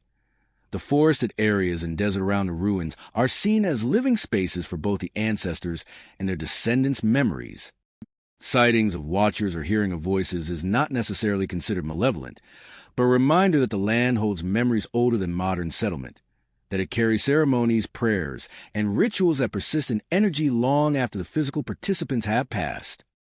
The effect on visitors can be profound. Some leave with stories of shadowed figures in the trees, or the soft hum of ceremonial song echoing in their ears. Others describe a deeper awareness, a feeling of being part of a living memory, of witnessing time folding over itself in the desert twilight. Even those who do not believe in spirits or the supernatural often report an unshakable sense of being observed, an awareness that the area is charged with unseen presence. The Homolovi Ruins area is a place where history and the present coexist in strange, almost tangible ways. The ruins themselves are silent, still, and ancient, yet the surrounding forest and desert carry life of another kind, the lingering energy of people long gone, of ceremonies and voices that survive the passage of centuries, and of watchers who remain hidden among the trees. Each gust of wind, each flicker of shadow, and every faint note of song is a reminder that the desert remembers. Those who explore these forests and ruins at dusk or in the quiet hours of night often leave with more than memories of scenery. They carry the impression of a living past, a connection to spirits who have walked these lands long before them, and the undeniable sense that some places are never truly empty. The Manzano Mountains in New Mexico rise abruptly from the desert floor, their rugged peaks and dense forests creating an environment both stunning and quietly unsettling. By day, the woods are alive with the sounds of birds, rustling leaves, and the distant calls of wildlife. Sunlight filters through the towering pines and junipers, casting shifting shadows over the forest floor. But as dusk falls, the mountains transform. The air grows heavier, silence thickens, and a creeping sense of being watched settles over the trees. Locals and campers alike speak in hushed tones about the unexplained events that have earned the Manzano Mountains a reputation for the strange and the supernatural. Campers are often the first to experience the oddities. Many describe waking in the middle of the night, the faint whistling carried on the wind, a melody that is both familiar and eerily alien. The sound often seems to circle the campsite, moving closer and then retreating into the forest. Some claim the whistling is rhythmic, almost deliberate, as if a presence is walking along the edge of the trees, pacing with intent.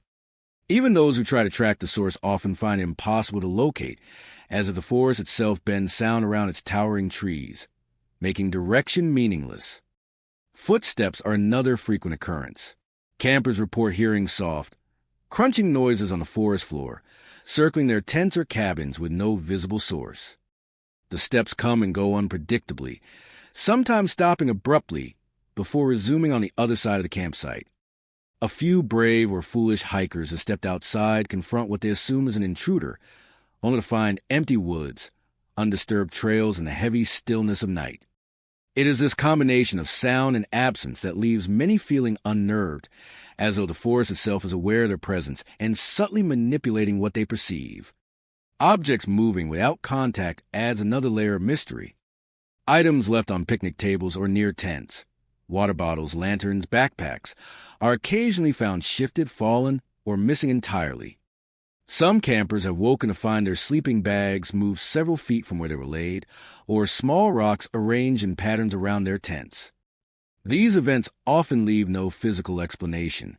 Wildlife activity is frequently ruled out, as the precision and pattern of the disturbances defy natural causes. For those experiencing these phenomena, the effect is profoundly unsettling, reinforcing the sense that the Manzano Mountains are home to forces that do not conform to ordinary reality. Local legend ties much of the mountain's eerie reputation to the history of mining in the area.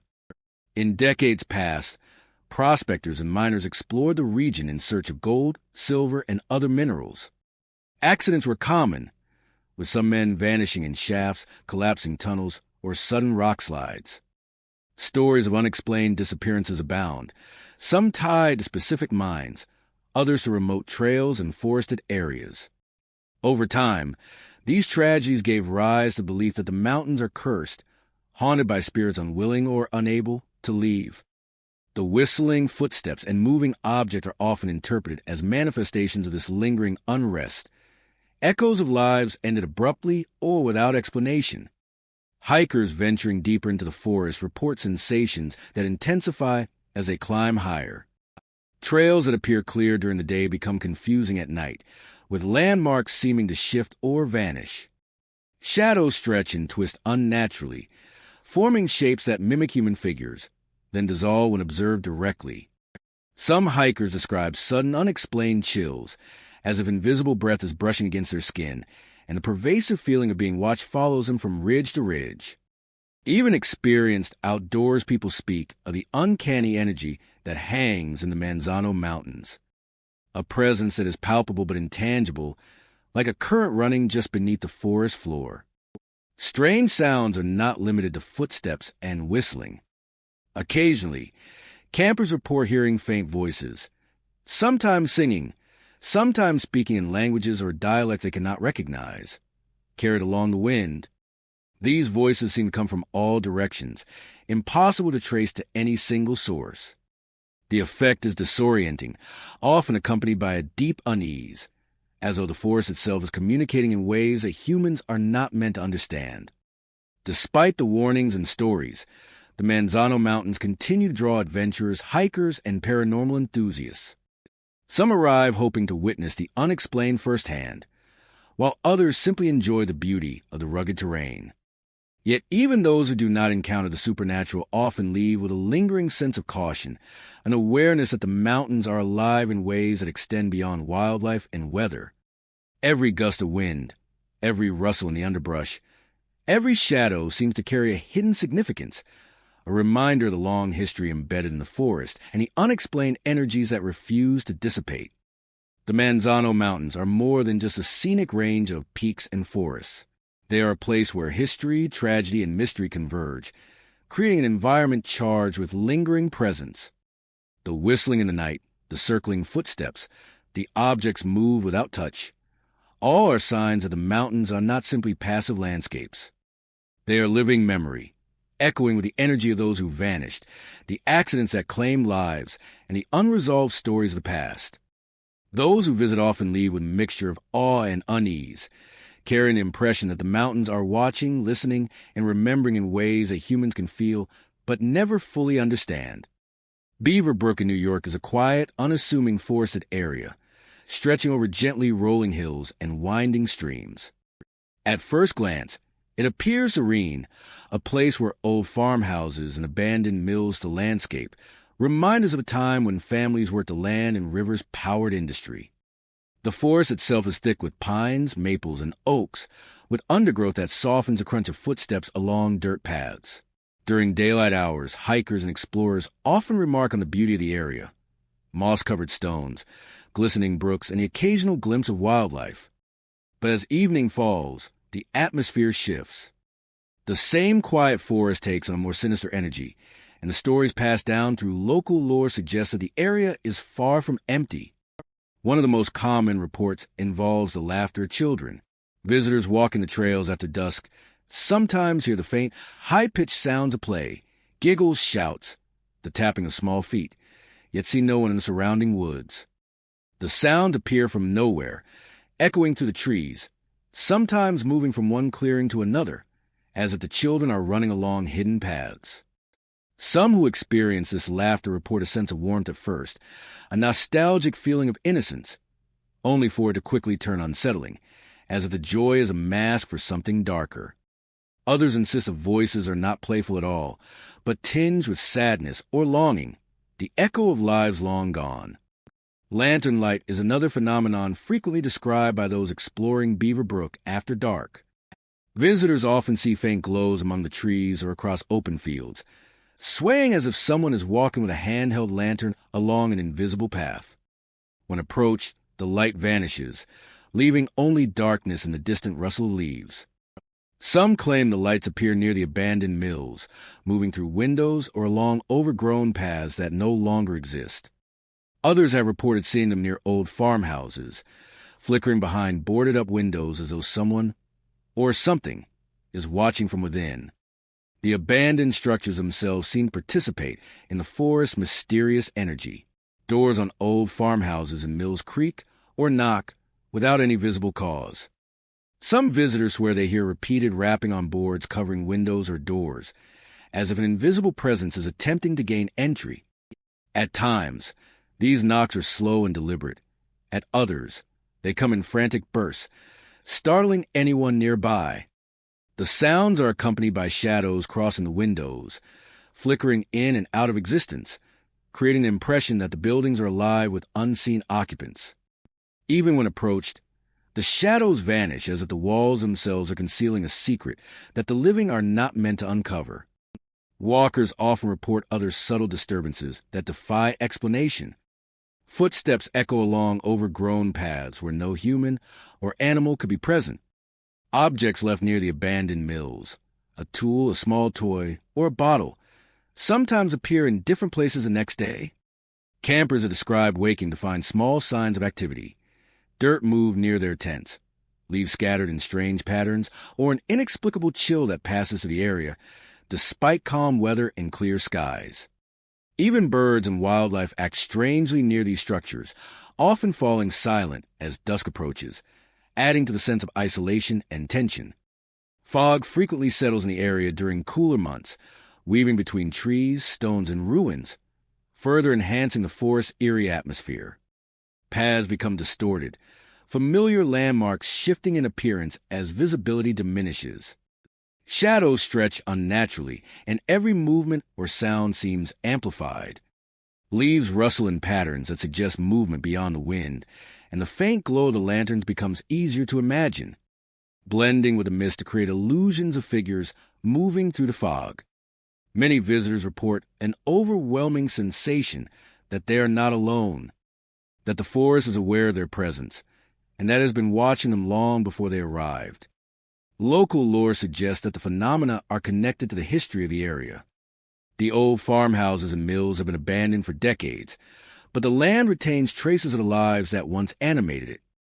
Some believe that the laughter, lights, and shadows are echoes of children who lived there long ago, perhaps lost too soon or trapped between worlds. Others speculate that the mills and homes harbor residual energy, memories of labor, joy, and sorrow that refuse to fade. The combination of forest, water, and decaying structures creates a conduit for these lingering presences, a place where the past bleeds into the present. Despite its quiet daytime beauty, Beaver Brook is a place that commands respect. The forested trails, abandoned buildings, and shadowed fields offer a glimpse into both history and the unknown.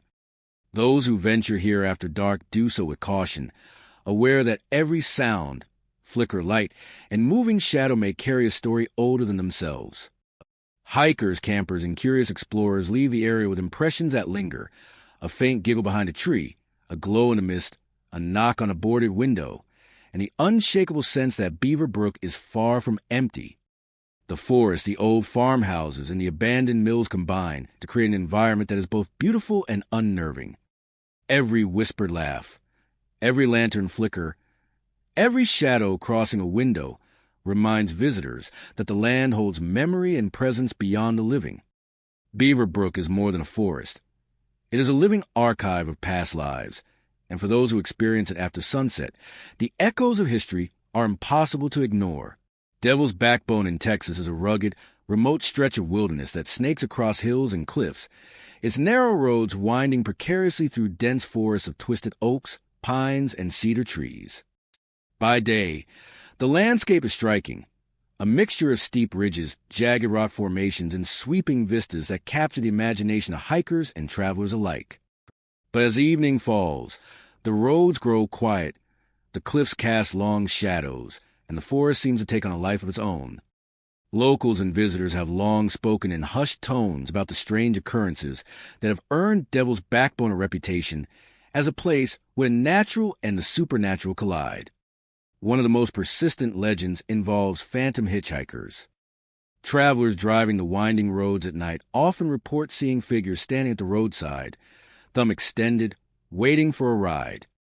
At first glance, they appear as ordinary people, often dressed in old-fashioned clothing or with an eerie stillness about them. Those who stop frequently find that the hitchhiker vanishes the moment they approach, or when the car comes to a complete stop, the seat beside them suddenly empty.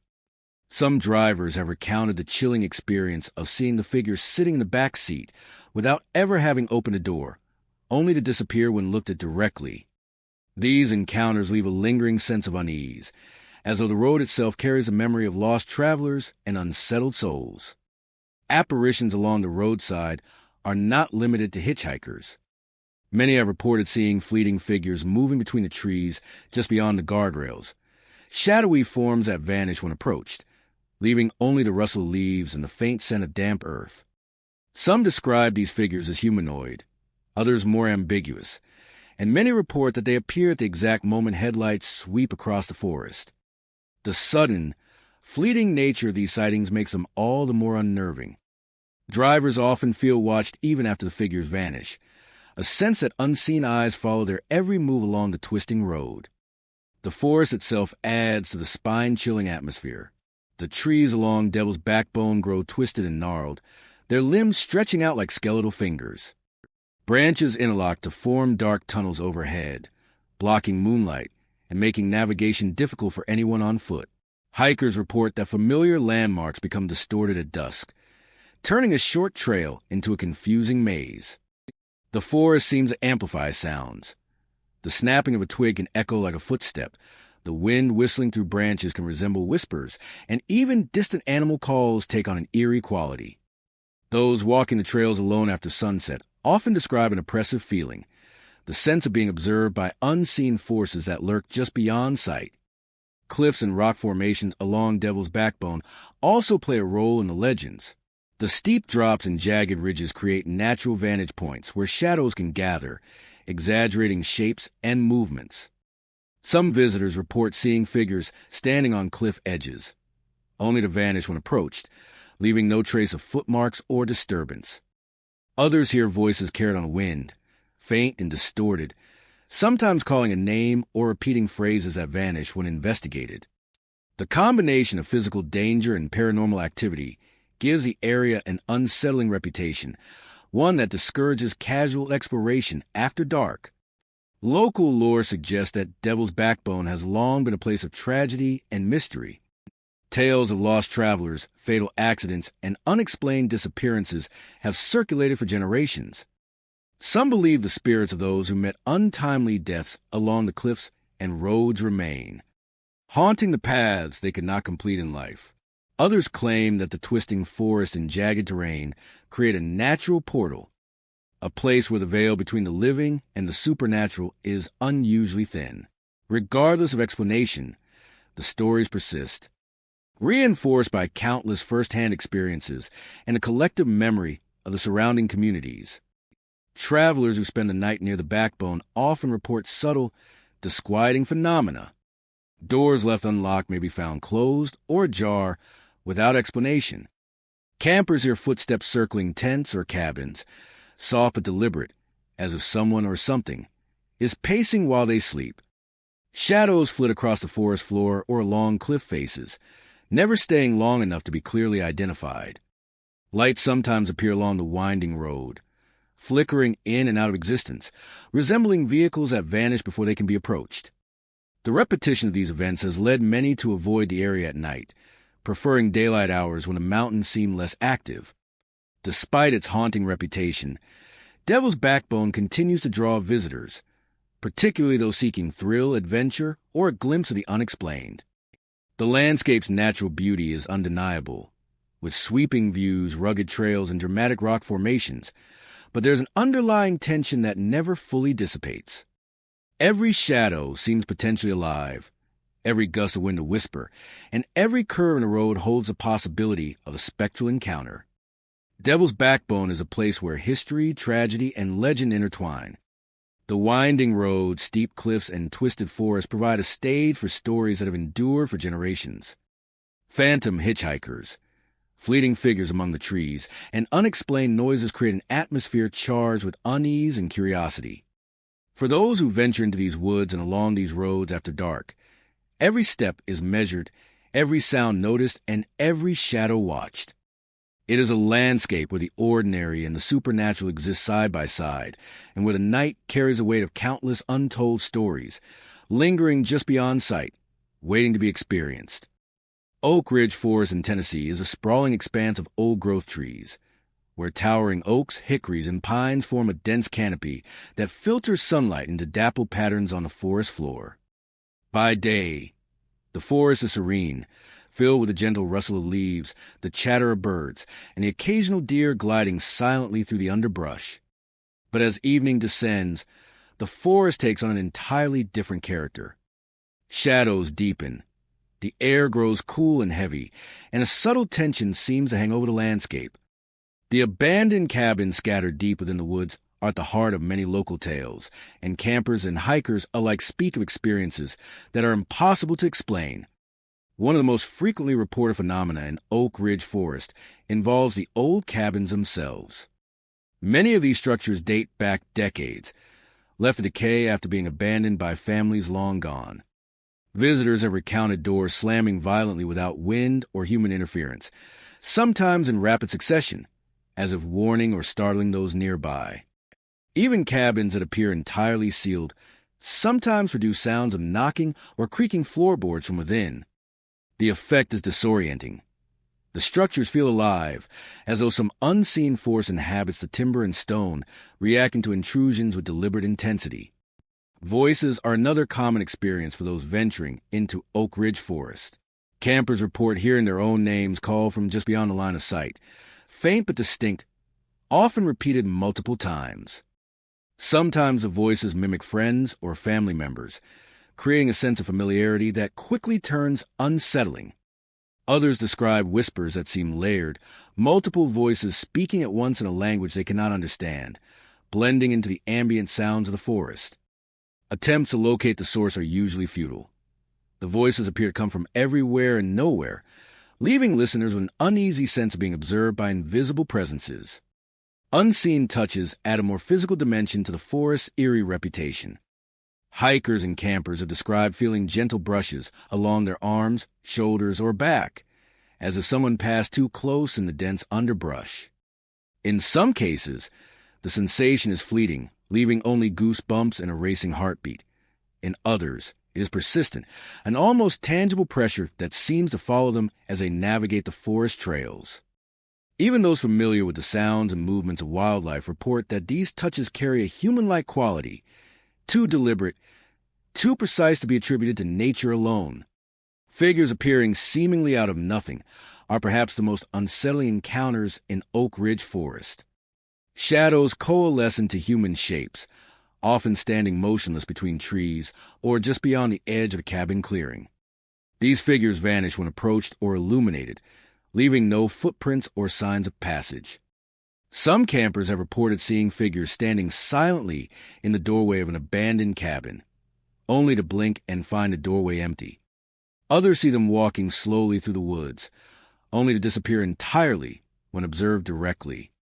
The fleeting nature of these apparitions amplifies the forest's mysterious atmosphere, reinforcing the impression that Oak Ridge is a place where the boundaries between reality and the supernatural are thin. The old cabins themselves seem to amplify the forest's haunting energy. Many visitors report that experiences, voices, touches, and figures intensify near the ruins. Some claim that the decay of the structures, combined with the history of the land, creates a focal point for lingering energies. The cabins are often found in clearings where forest converges, their windows dark and empty, doorways sagging and foundations crumbling. Even those who approach cautiously are aware of a heavy presence, as if the history of those who once lived there refuses to fade, embedding itself into the timber, nails, and floorboards. Local lore suggests that the forest's unusual activity may stem from the combination of isolation and history. Oak Ridge has seen decades of human habitation, logging, and settlement, leaving traces of life long after the occupants departed. Some speculate that the spirits of former residents linger, protecting their homes, expressing unrest, or repeating patterns of daily life from the past. Others believe the old forest itself is sentient, reacting to the presence of intruders or observers. Whatever the explanation, those who spend time in Oak Ridge Forest at night quickly realize that the woods are far from ordinary. Hikers report that the forest paths can shift subtly in perception after sunset. Familiar clearings seem narrower, tree trunks appear closer together, and shadows stretch in unnatural ways. Sounds are amplified. Every snap of a twig, every rustle of leaves carries weight and significance. The deeper one ventures, the stronger the impression becomes that the forest is watching, responding, and guiding movement. Even experienced outdoors people feel a heightened sense of caution and awareness, as though the forest itself is a living entity, aware of their presence and subtly influencing it. Oak Ridge Forest is more than a collection of trees and abandoned cabins. It is a living archive of memory and mystery. The combination of unseen touches, phantom voices, fleeting figures, and slamming doors creates an environment that is both captivating and unnerving. Every shadow, every whisper, and every creak of an old cabin reminds visitors that the forest holds more than natural life. It holds echoes of those who came before, memories etched into the land, and presences that refuse to be forgotten. For those who dare to explore its depths after dark, Oak Ridge Forest offers an unforgettable experience. A place where the ordinary and the supernatural intertwine, and where the night carries stories that linger long after the sun rises. Hell's Half Acre in Wyoming is a high-elevation plateau surrounded by dense, rugged forests where jagged cliffs and rolling hills meet open expanses of snow-laden ground. By day, the area is breathtaking with panoramic views of distant peaks, towering pines dusted with frost, and the whisper of wind through the trees. Yet the beauty masks a darker reputation. Locals and seasoned outdoors people speak of Hell's Half Acre with caution, claiming that the land itself seems restless, dangerous, and impossible to fully understand. Stories abound of disappearances, vanishing tracks, and inexplicable events that have earned this plateau its ominous name. The plateau is notorious for its sudden and violent weather. Snowstorms can descend with little warning, turning clear skies into a blizzard within minutes.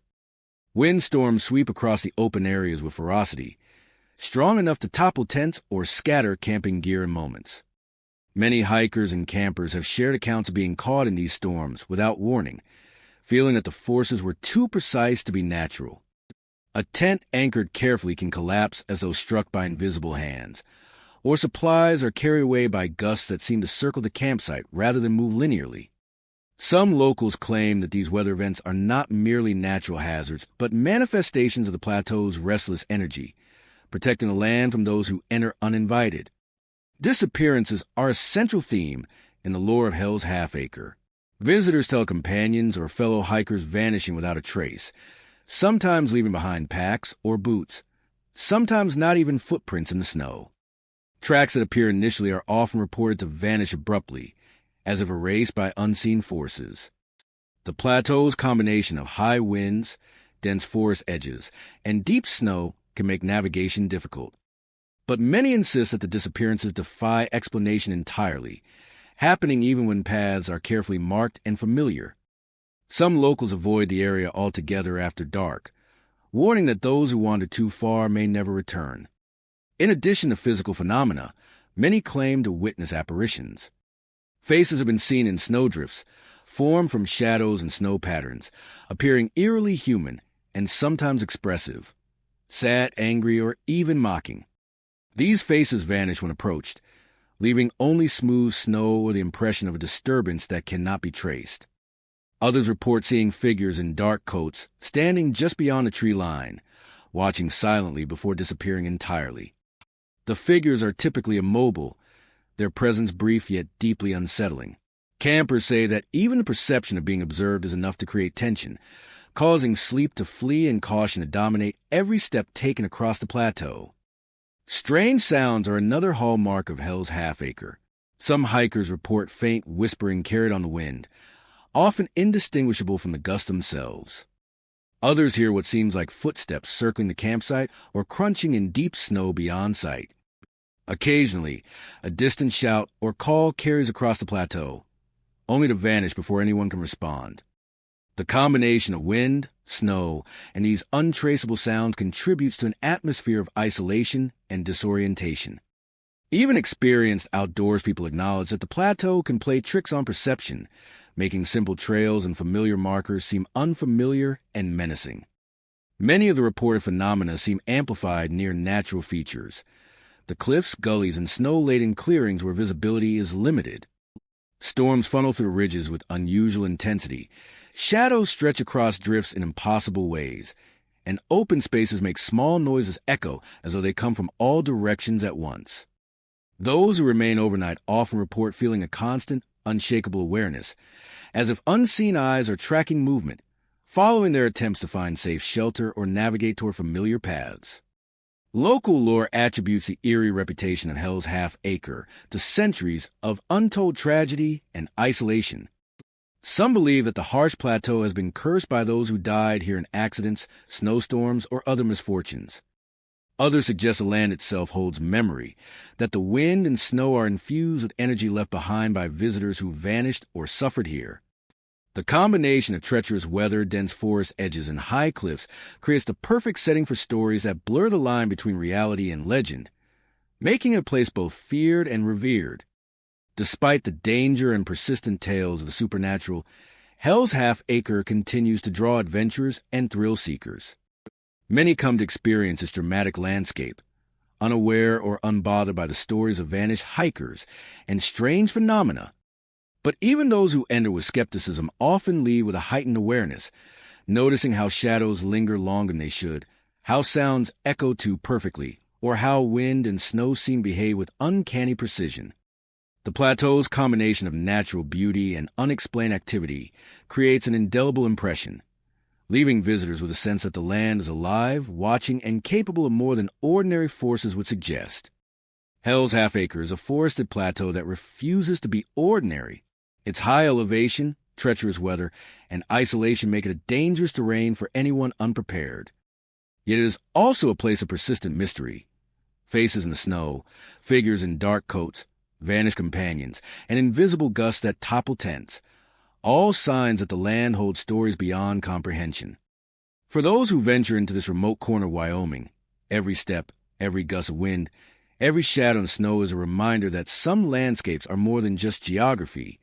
They are living witnesses to the unexplained, and their secrets are not easily left behind.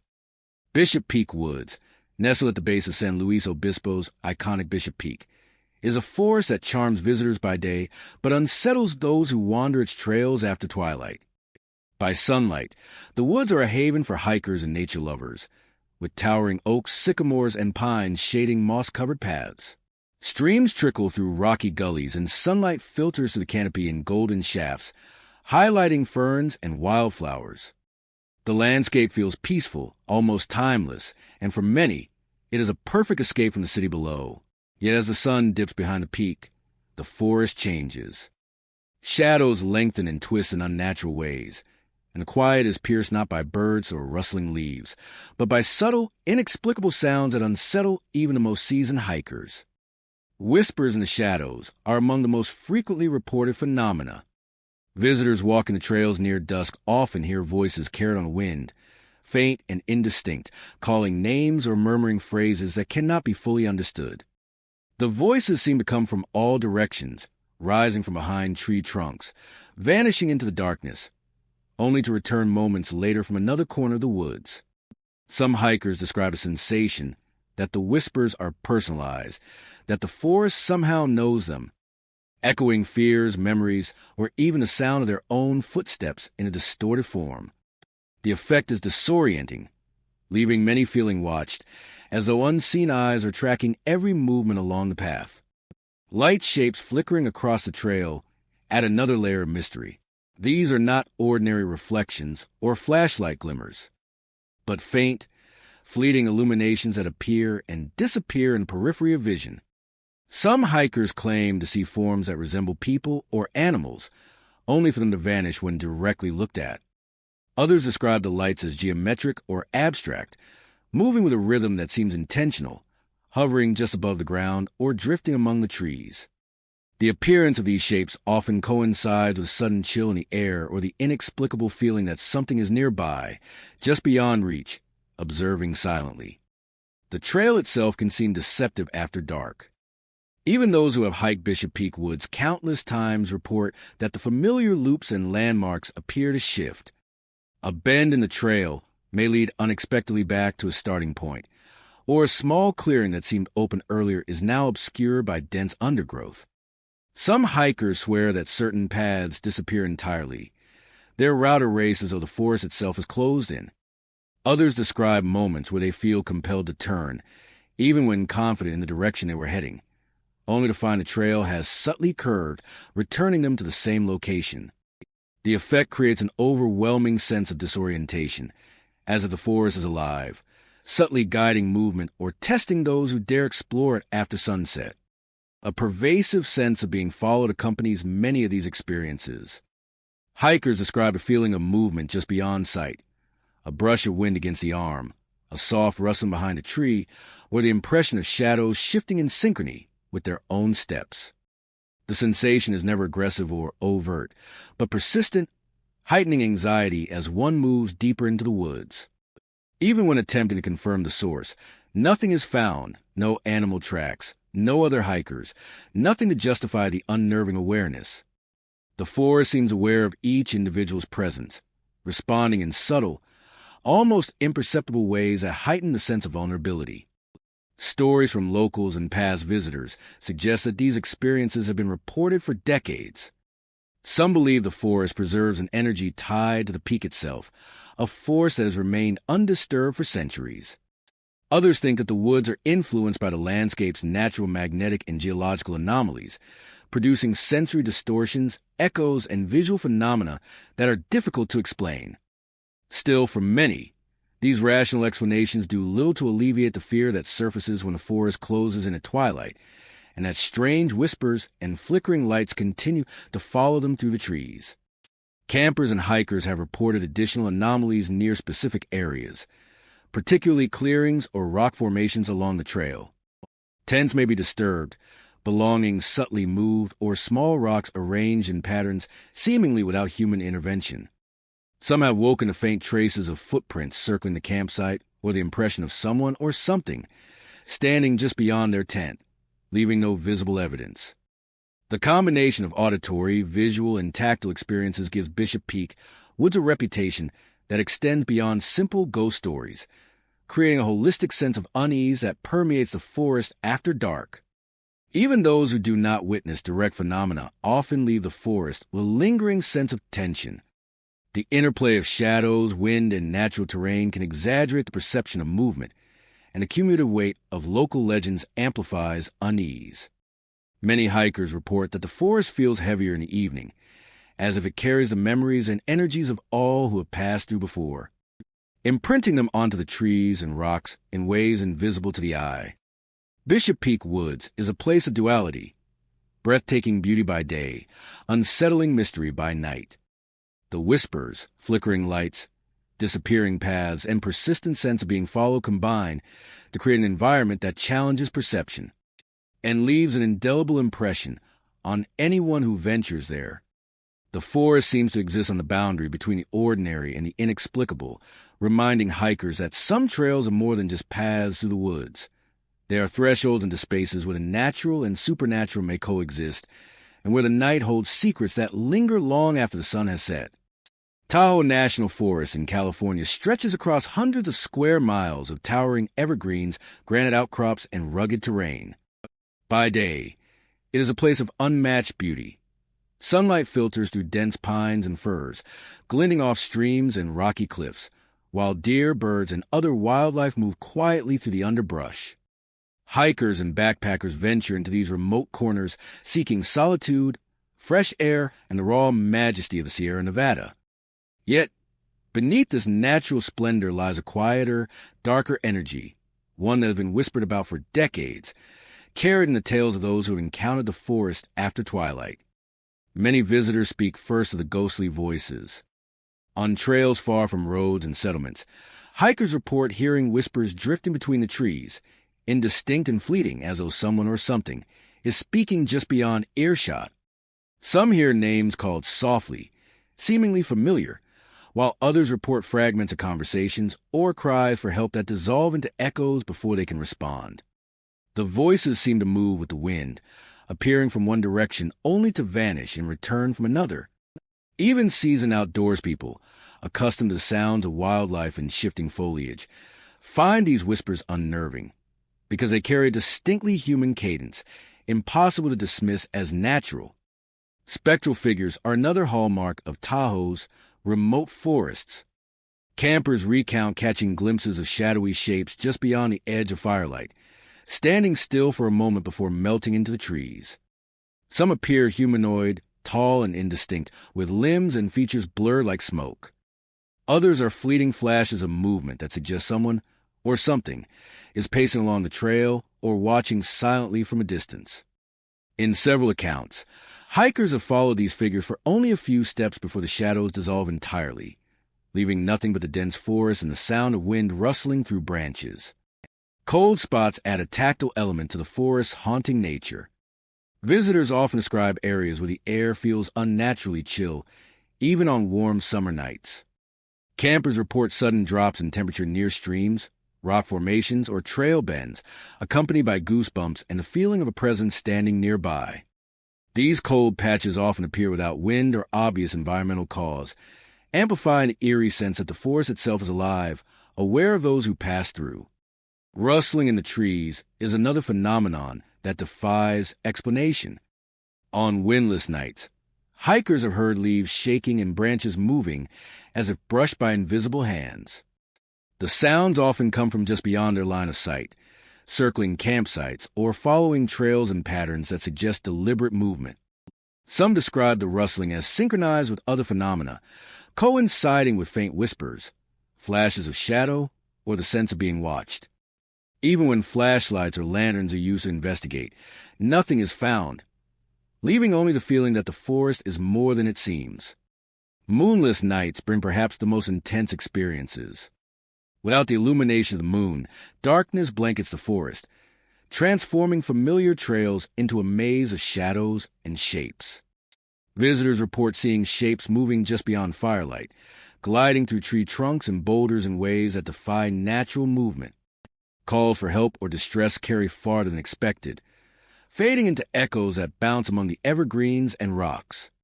The effect is disorienting and sometimes terrifying, as hikers realize the forest's quiet expanses can conceal both distance and depth, making perception unreliable and leaving them acutely aware of their vulnerability. Some local legends suggest that Tahoe National Forest's remote areas are haunted by those who perish in accidents or were lost to the rugged terrain. The Sierra Nevada has long been a place of sudden storms, treacherous cliffs, and hidden ravines, and those who ventured too far or became disoriented sometimes vanish without a trace.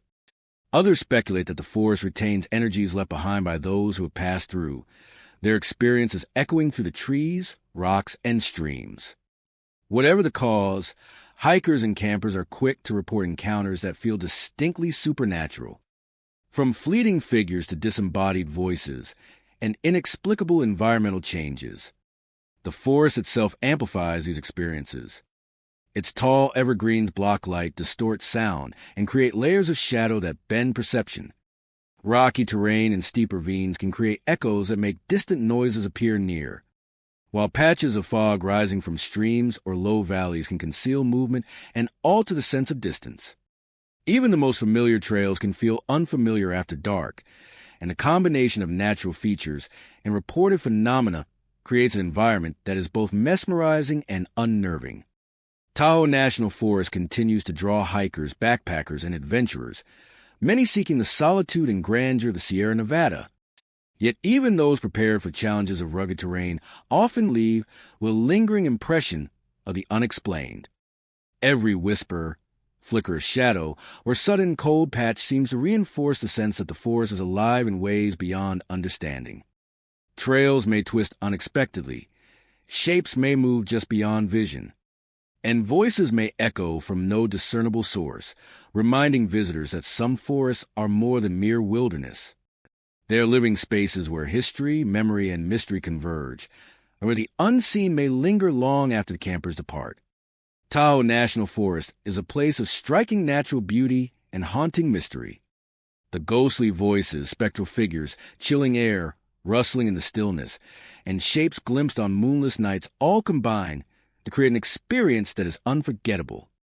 For those who venture into its remote corners after twilight, the forest becomes more than a trail or a campsite.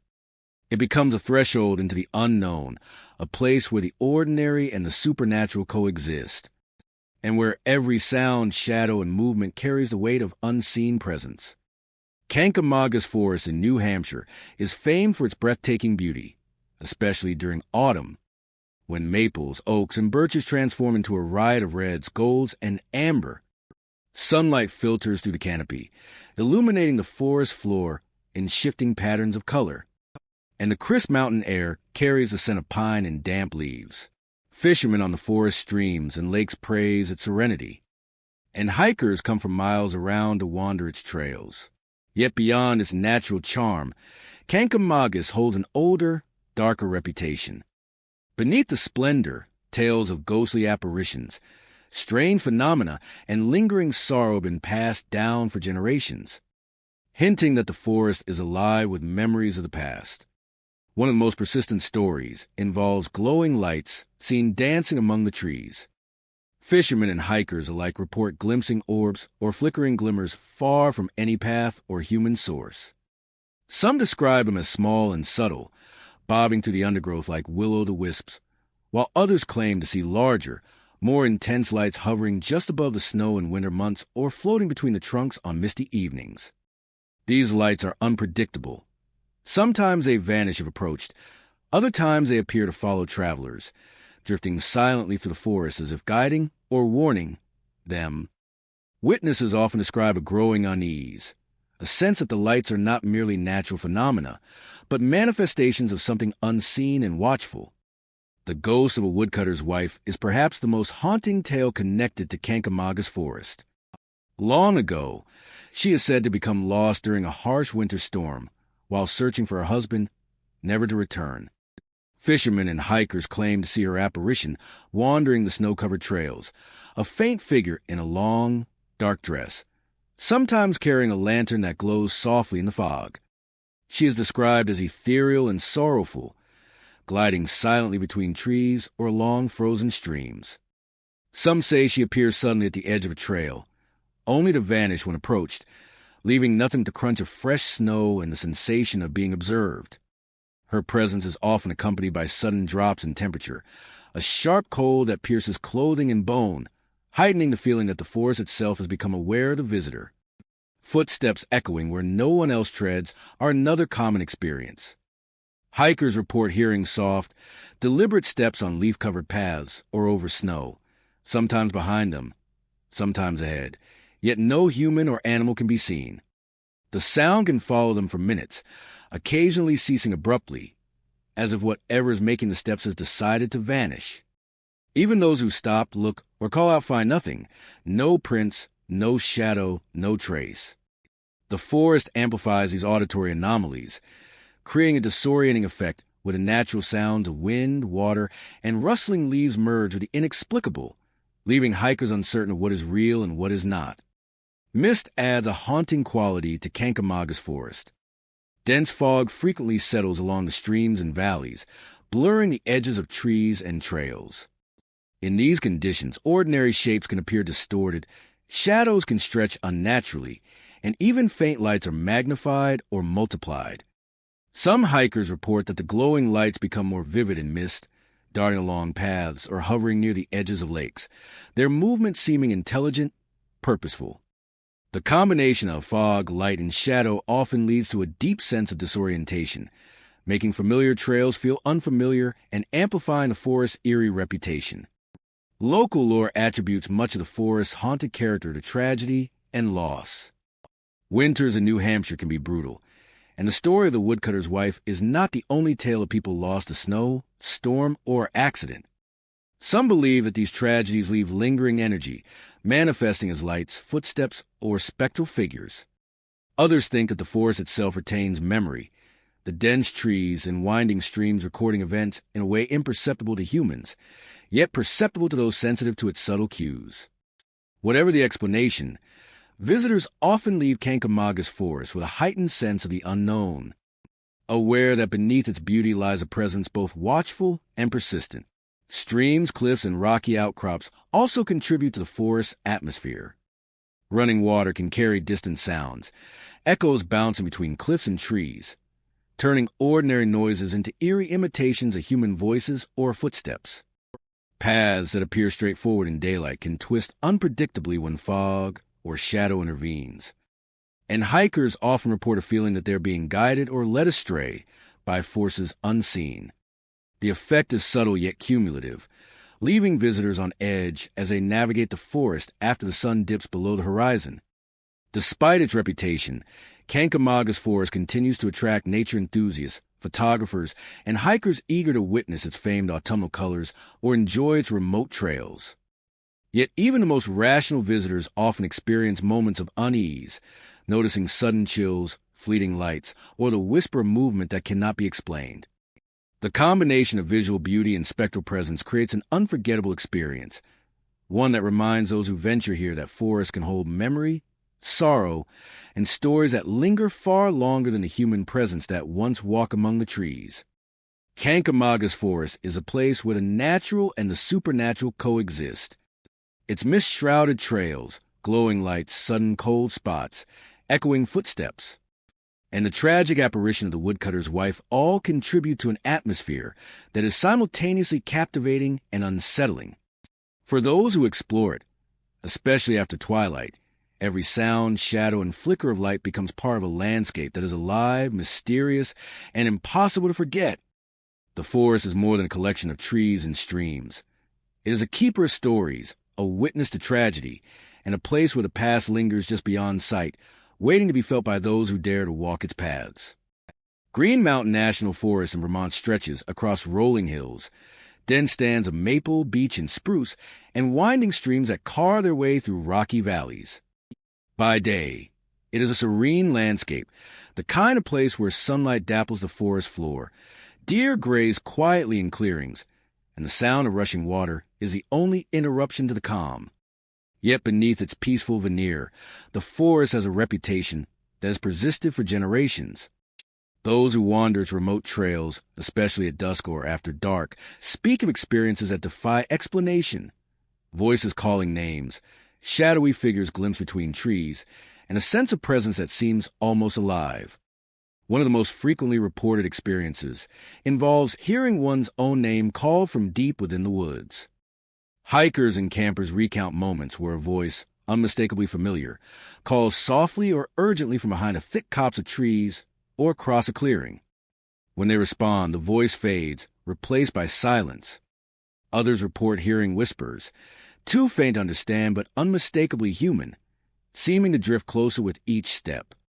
This phenomenon is often accompanied by a feeling of being observed, the uncanny impression that the forest itself is aware of their presence, responding in subtle and deliberate ways. Shapes in the dusk are another common occurrence.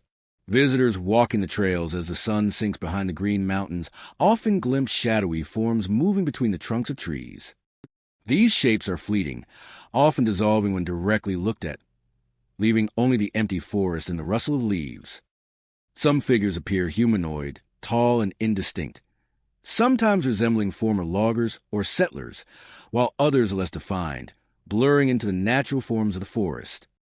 Witnesses describe a creeping unease, the sense that the shadows are following, guiding, or even warning them as they traverse the trails. A persistent feeling among hikers is an inexplicable urge to turn away, even when the path ahead is clear. This instinct is subtle, a tightening in the chest, a chill along the spine, or a sudden hesitation that feels completely unwarranted. Those who heed it often discover that the forest is shifted in subtle ways. Fallen branches now blocking a path, a previously visible trail leading into thick undergrowth, or sounds that suggest movement where none should be. Many believe the forest itself manipulates perception, creating an almost labyrinthine effect that can confuse and disorient anyone venturing too far from familiar routes. Abandoned homesteads and old logging camps scattered throughout Green Mountain National Forest amplify its haunted reputation. These structures, often decayed and reclaimed by the forest, are thought to be inhabited by the spirits of former workers and residents who never left. Campers report doors swinging open or closed without wind, tools moved from their resting places, and faint echoes of voices or footsteps in empty cabins. Some claim to see figures standing near the structures at dusk, vanishing when approached, while others experience sudden temperature drops or an oppressive presence, as though the energy of the past lingers, tangible and aware. Footsteps echoing on forest trails are another frequently cited phenomenon. Hikers often hear the crunch of leaves, snapping of twigs, or distant footfalls when no one else is present. Sometimes these sounds seem to mimic the hiker's own movements, following closely, appear in a circle, or approach before fading abruptly. Others describe the sensation that someone or something is moving just beyond the edge of perception, creating an almost claustrophobic sense of observation in the otherwise open forest. The Green Mountain National Forest also has an uncanny stillness at times that enhances its unsettling reputation. Days when the forest seems too quiet, too devoid of birdsong, wind, or animal activity, often precede reported supernatural encounters. The silence is heavy, pressing, and almost unnatural, making every sound, shadow, and movement appear more pronounced. Hikers describe an amplified awareness in these moments, every snap of a branch or rustle of leaves triggering heightened attention, as though the forest itself is testing or observing them. Local lore suggests that many of these phenomena are tied to the history of human activity in the forest. Logging camps, homesteads, and seasonal work sites were once bustling with life, labor, and struggle. Harsh winters, accidents, and misfortune left behind stories of those who perished or vanished, and it is said that their presence lingers embedded in the land itself. Whether these are residual energies, spirits trapped between worlds, or the mind's response to isolation and natural anomalies, visitors report experiences that are tangible, repeated, and deeply affecting. Even those who venture into Green Mountain National Forest during daylight often leave with a sense of unease. The forest beauty can mask a profound mystery, and as dusk falls, its trails transform into a place where memory, perception, and perhaps something beyond the living converge. Every whisper in the wind, every shadow slipping between trees, and every unexpected sound seems amplified, suggesting that the forest is alive in ways beyond the ordinary. Green Mountain National Forest is more than a hiking destination. It is a living repository of history, memory, and stories that refuse to fade. The voices calling names, shadowy figures in the dusk, the pull to turn away, and the lingering presence of abandoned homesteads combine to create a forest that is both enchanting and unnerving. For those who wander its trails after daylight fades, every step becomes a negotiation with the unseen. Every rustle and shadow a reminder that some forests carry more than trees. They carry echoes of lives past, and perhaps the restless spirits of those who never truly left. Olympic National Forest in Washington is a vast expanse of old-growth trees, moss-covered trunks, and thick underbrush, stretching from rugged coastal slopes to high mountain valleys. By day, the forest is alive with the sound of cascading streams, wind through towering firs and cedars, and the distant calls of birds and wildlife. Sunlight filtering through dense canopy casts dappled patterns on the forest floor, where ferns, mushrooms, and mosses thrive in the damp, cool air. Yet for all its natural beauty, there is a sense among locals and experienced backpackers that Olympic is a place alive with unseen forces, a landscape where the line between the natural and the supernatural is often blurred. Many visitors speak first of voices heard during rainstorms. The forest's dense canopy and constant moisture create an acoustics that carry sounds in unexpected ways. But hikers and campers frequently report hearing human-like voices, sometimes calling names, sometimes murmuring words in languages unfamiliar to them. These voices often seem urgent or sorrowful, rising and falling with the patter of rain on leaves and rocks. When approached, they vanish entirely, leaving only the sound of water and the steady rustle of the forest. Some who have spent years in the woods insist these are not echoes of their own footsteps or rainfall, but something deliberate, as if the forest itself is communicating or watching. Shadows drifting across the fog are another common phenomenon. Olympic's valleys and slopes often shroud themselves in dense fog, particularly in the early morning or during wet weather. In these conditions, hikers report seeing shapes that move with no physical source, a shadowy figure crossing a ridge, a form gliding along a stream, or multiple indistinct shapes appearing to linger between tree trunks. These shadows rarely take a defined human form, often appearing amorphous yet purposeful. Attempts to approach or illuminate them with flashlights are typically futile, and when viewed directly, the shapes seem to vanish, leaving nothing but the damp forest floor and the scent of moss and rain. At night, lights moving across valley floors add to the forest's mysterious reputation. Backpackers often describe small, flickering lights appearing far below, moving slowly among the trees, then disappearing as if guided by an invisible hand. Some lights resemble lanterns, others are faint glows that drift silently over meadows or along streams. Witnesses often feel watched when observing these lights, a sensation that grows stronger as the forest seems to shift around them. Branches snapping softly, leaves rustling without wind, and the distant cry of an animal that sounds eerily human. Native legends of the region suggest that these experiences may have deep roots in the spiritual history of the land. For centuries, indigenous peoples of the Olympic Peninsula have spoken of spirits tied to the forests, mountains, and rivers, guardians of the land and ancestral protectors. Stories passed down describe these spirits as both protective and vengeful, guiding travelers who respect the forest and punishing those who act carelessly or disrespectfully. Some hikers and backpackers claim that what they witness, the voices, shadows, and lights, may be manifestations of these ancient guardians, present in ways that are not fully comprehensible to outsiders. Cold spots and sudden changes in weather further enhance the forest's enigmatic character. Backpackers report areas where the temperature drops abruptly, often near streams, cliffs, or dense patches of moss-covered trees. The chill is accompanied by a feeling of being observed, a prickling sense along the skin that heightens anxiety and awareness.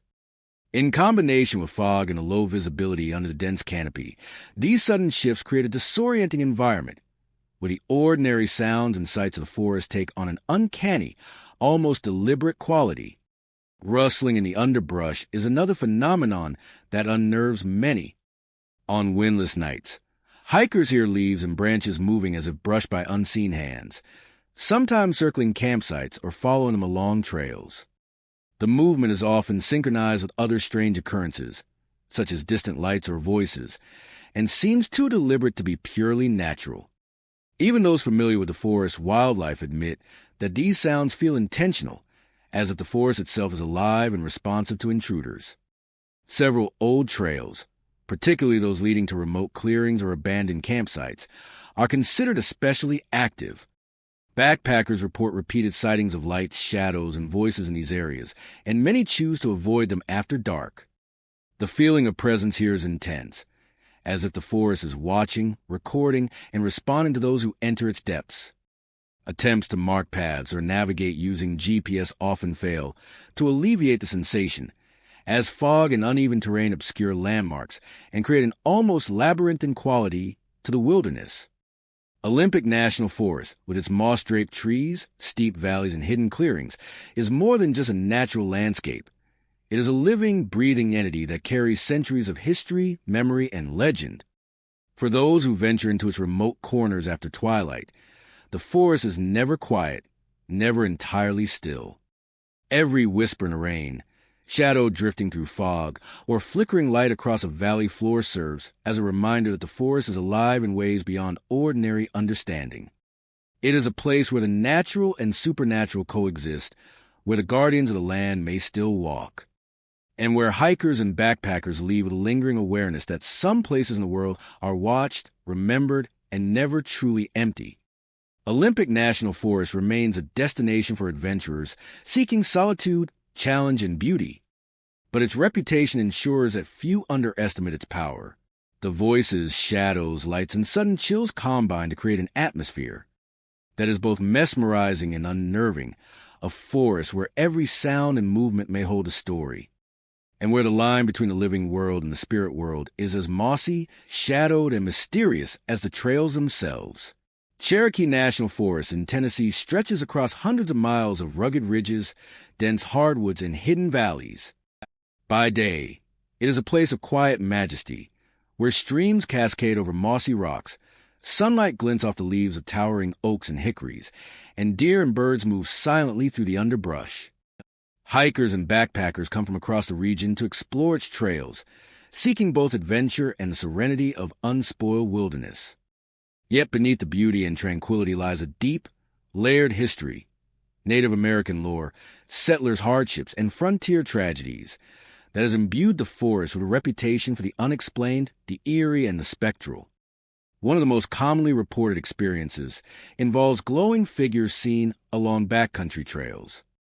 Hikers tell of soft, amber lights flickering among the trees or hovering near streams and ridgelines. These lights do not behave like lanterns or fireflies.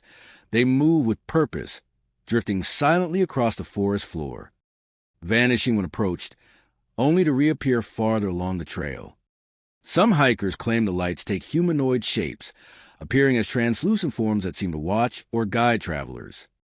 The appearance of these figures often coincides with the growing dusk or the deepening of fog, creating an almost theatrical interplay of light and shadow that leaves visitors both awed and unnerved. Sudden whispers in the night are another common phenomenon in Cherokee National Forest. On quiet trails or in campsites far from roads, hikers report hearing voices carried on the wind, often indistinct yet unmistakably human. Sometimes the whispers call a hiker's name, murmur warnings, or recite fragmented phrases in languages unknown. When campers investigate, the voices fade, leaving only the sound of leaves rustling or water trickling in the distance. Many describe an overwhelming sense of being watched, a prickling awareness that something unseen is present, following, or observing each step. Even experienced outdoors people often admit to feeling a heightened vigilance in the forest after dark, as if the past is echoing through the trees. Ghostly shapes crossing trails add to the forest's enigmatic aura. Travelers frequently glimpse dark forms darting between trees, vanishing into shadows or mist before they can be fully seen. Sometimes the figures are fleeting, almost a trick of the eye, while other times they appear solid, moving with a deliberate pace that mirrors a human stride. These apparitions are often reported near old homesteads, abandoned cabins, or locations associated with historic tragedies. In many cases, hikers recount a sudden chill in the air, the rustle of invisible footsteps, or a pause in natural forest sounds, amplifying the sensation that these shapes are more than illusions. They are remnants of lives long gone. The history of Cherokee National Forest feeds these experiences. Long before settlers arrived, the land was home to Native American tribes, particularly the Cherokee, who carried traditions and spiritual practices tied to the forest, mountains, and rivers. Legends speak of spirits guarding sacred places, watching over the living, and punishing those who trespass or act disrespectfully.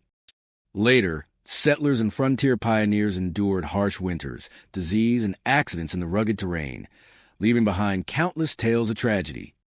Some hikers and local residents believe the energies of these past lives persist in the forest, manifesting as voices, shadows, and lights that hint at events long ago but never forgotten. Nightfall intensifies the forest's reputation. Trails that seem straightforward in daylight can transform into mazes of shadows, fog, and low visibility. Hikers report a sudden awareness of their surroundings, where every sound, snap of a twig, rustle of leaves, or a distant animal call, feels amplified and deliberate. In some areas, the whisper of wind between the trees carries fragments of voices or echoes of past tragedies, creating an almost theatrical effect of suspense and unease. Those who attempt to follow the glowing figures or approach shadowy shapes often find themselves disoriented, unable to retrace their steps, or compelled to retreat as if guided by an unseen hand. Remote creeks, rock ledges, and old campsites are frequently the settings for these reports. Campers are described waking to see a light hovering near the edge of a tent, shadows moving beyond the firelight, or cold patches appearing without explanation. In certain locations, footsteps are heard circling tents or rustling in the underbrush, yet no human or animal presence is found. The cumulative effect of these experiences leaves many visitors with a sense of vulnerability, awareness, and deep respect for the forest's mysteries. Despite the eerie tales, Cherokee National Forest remains a beloved destination for outdoor enthusiasts.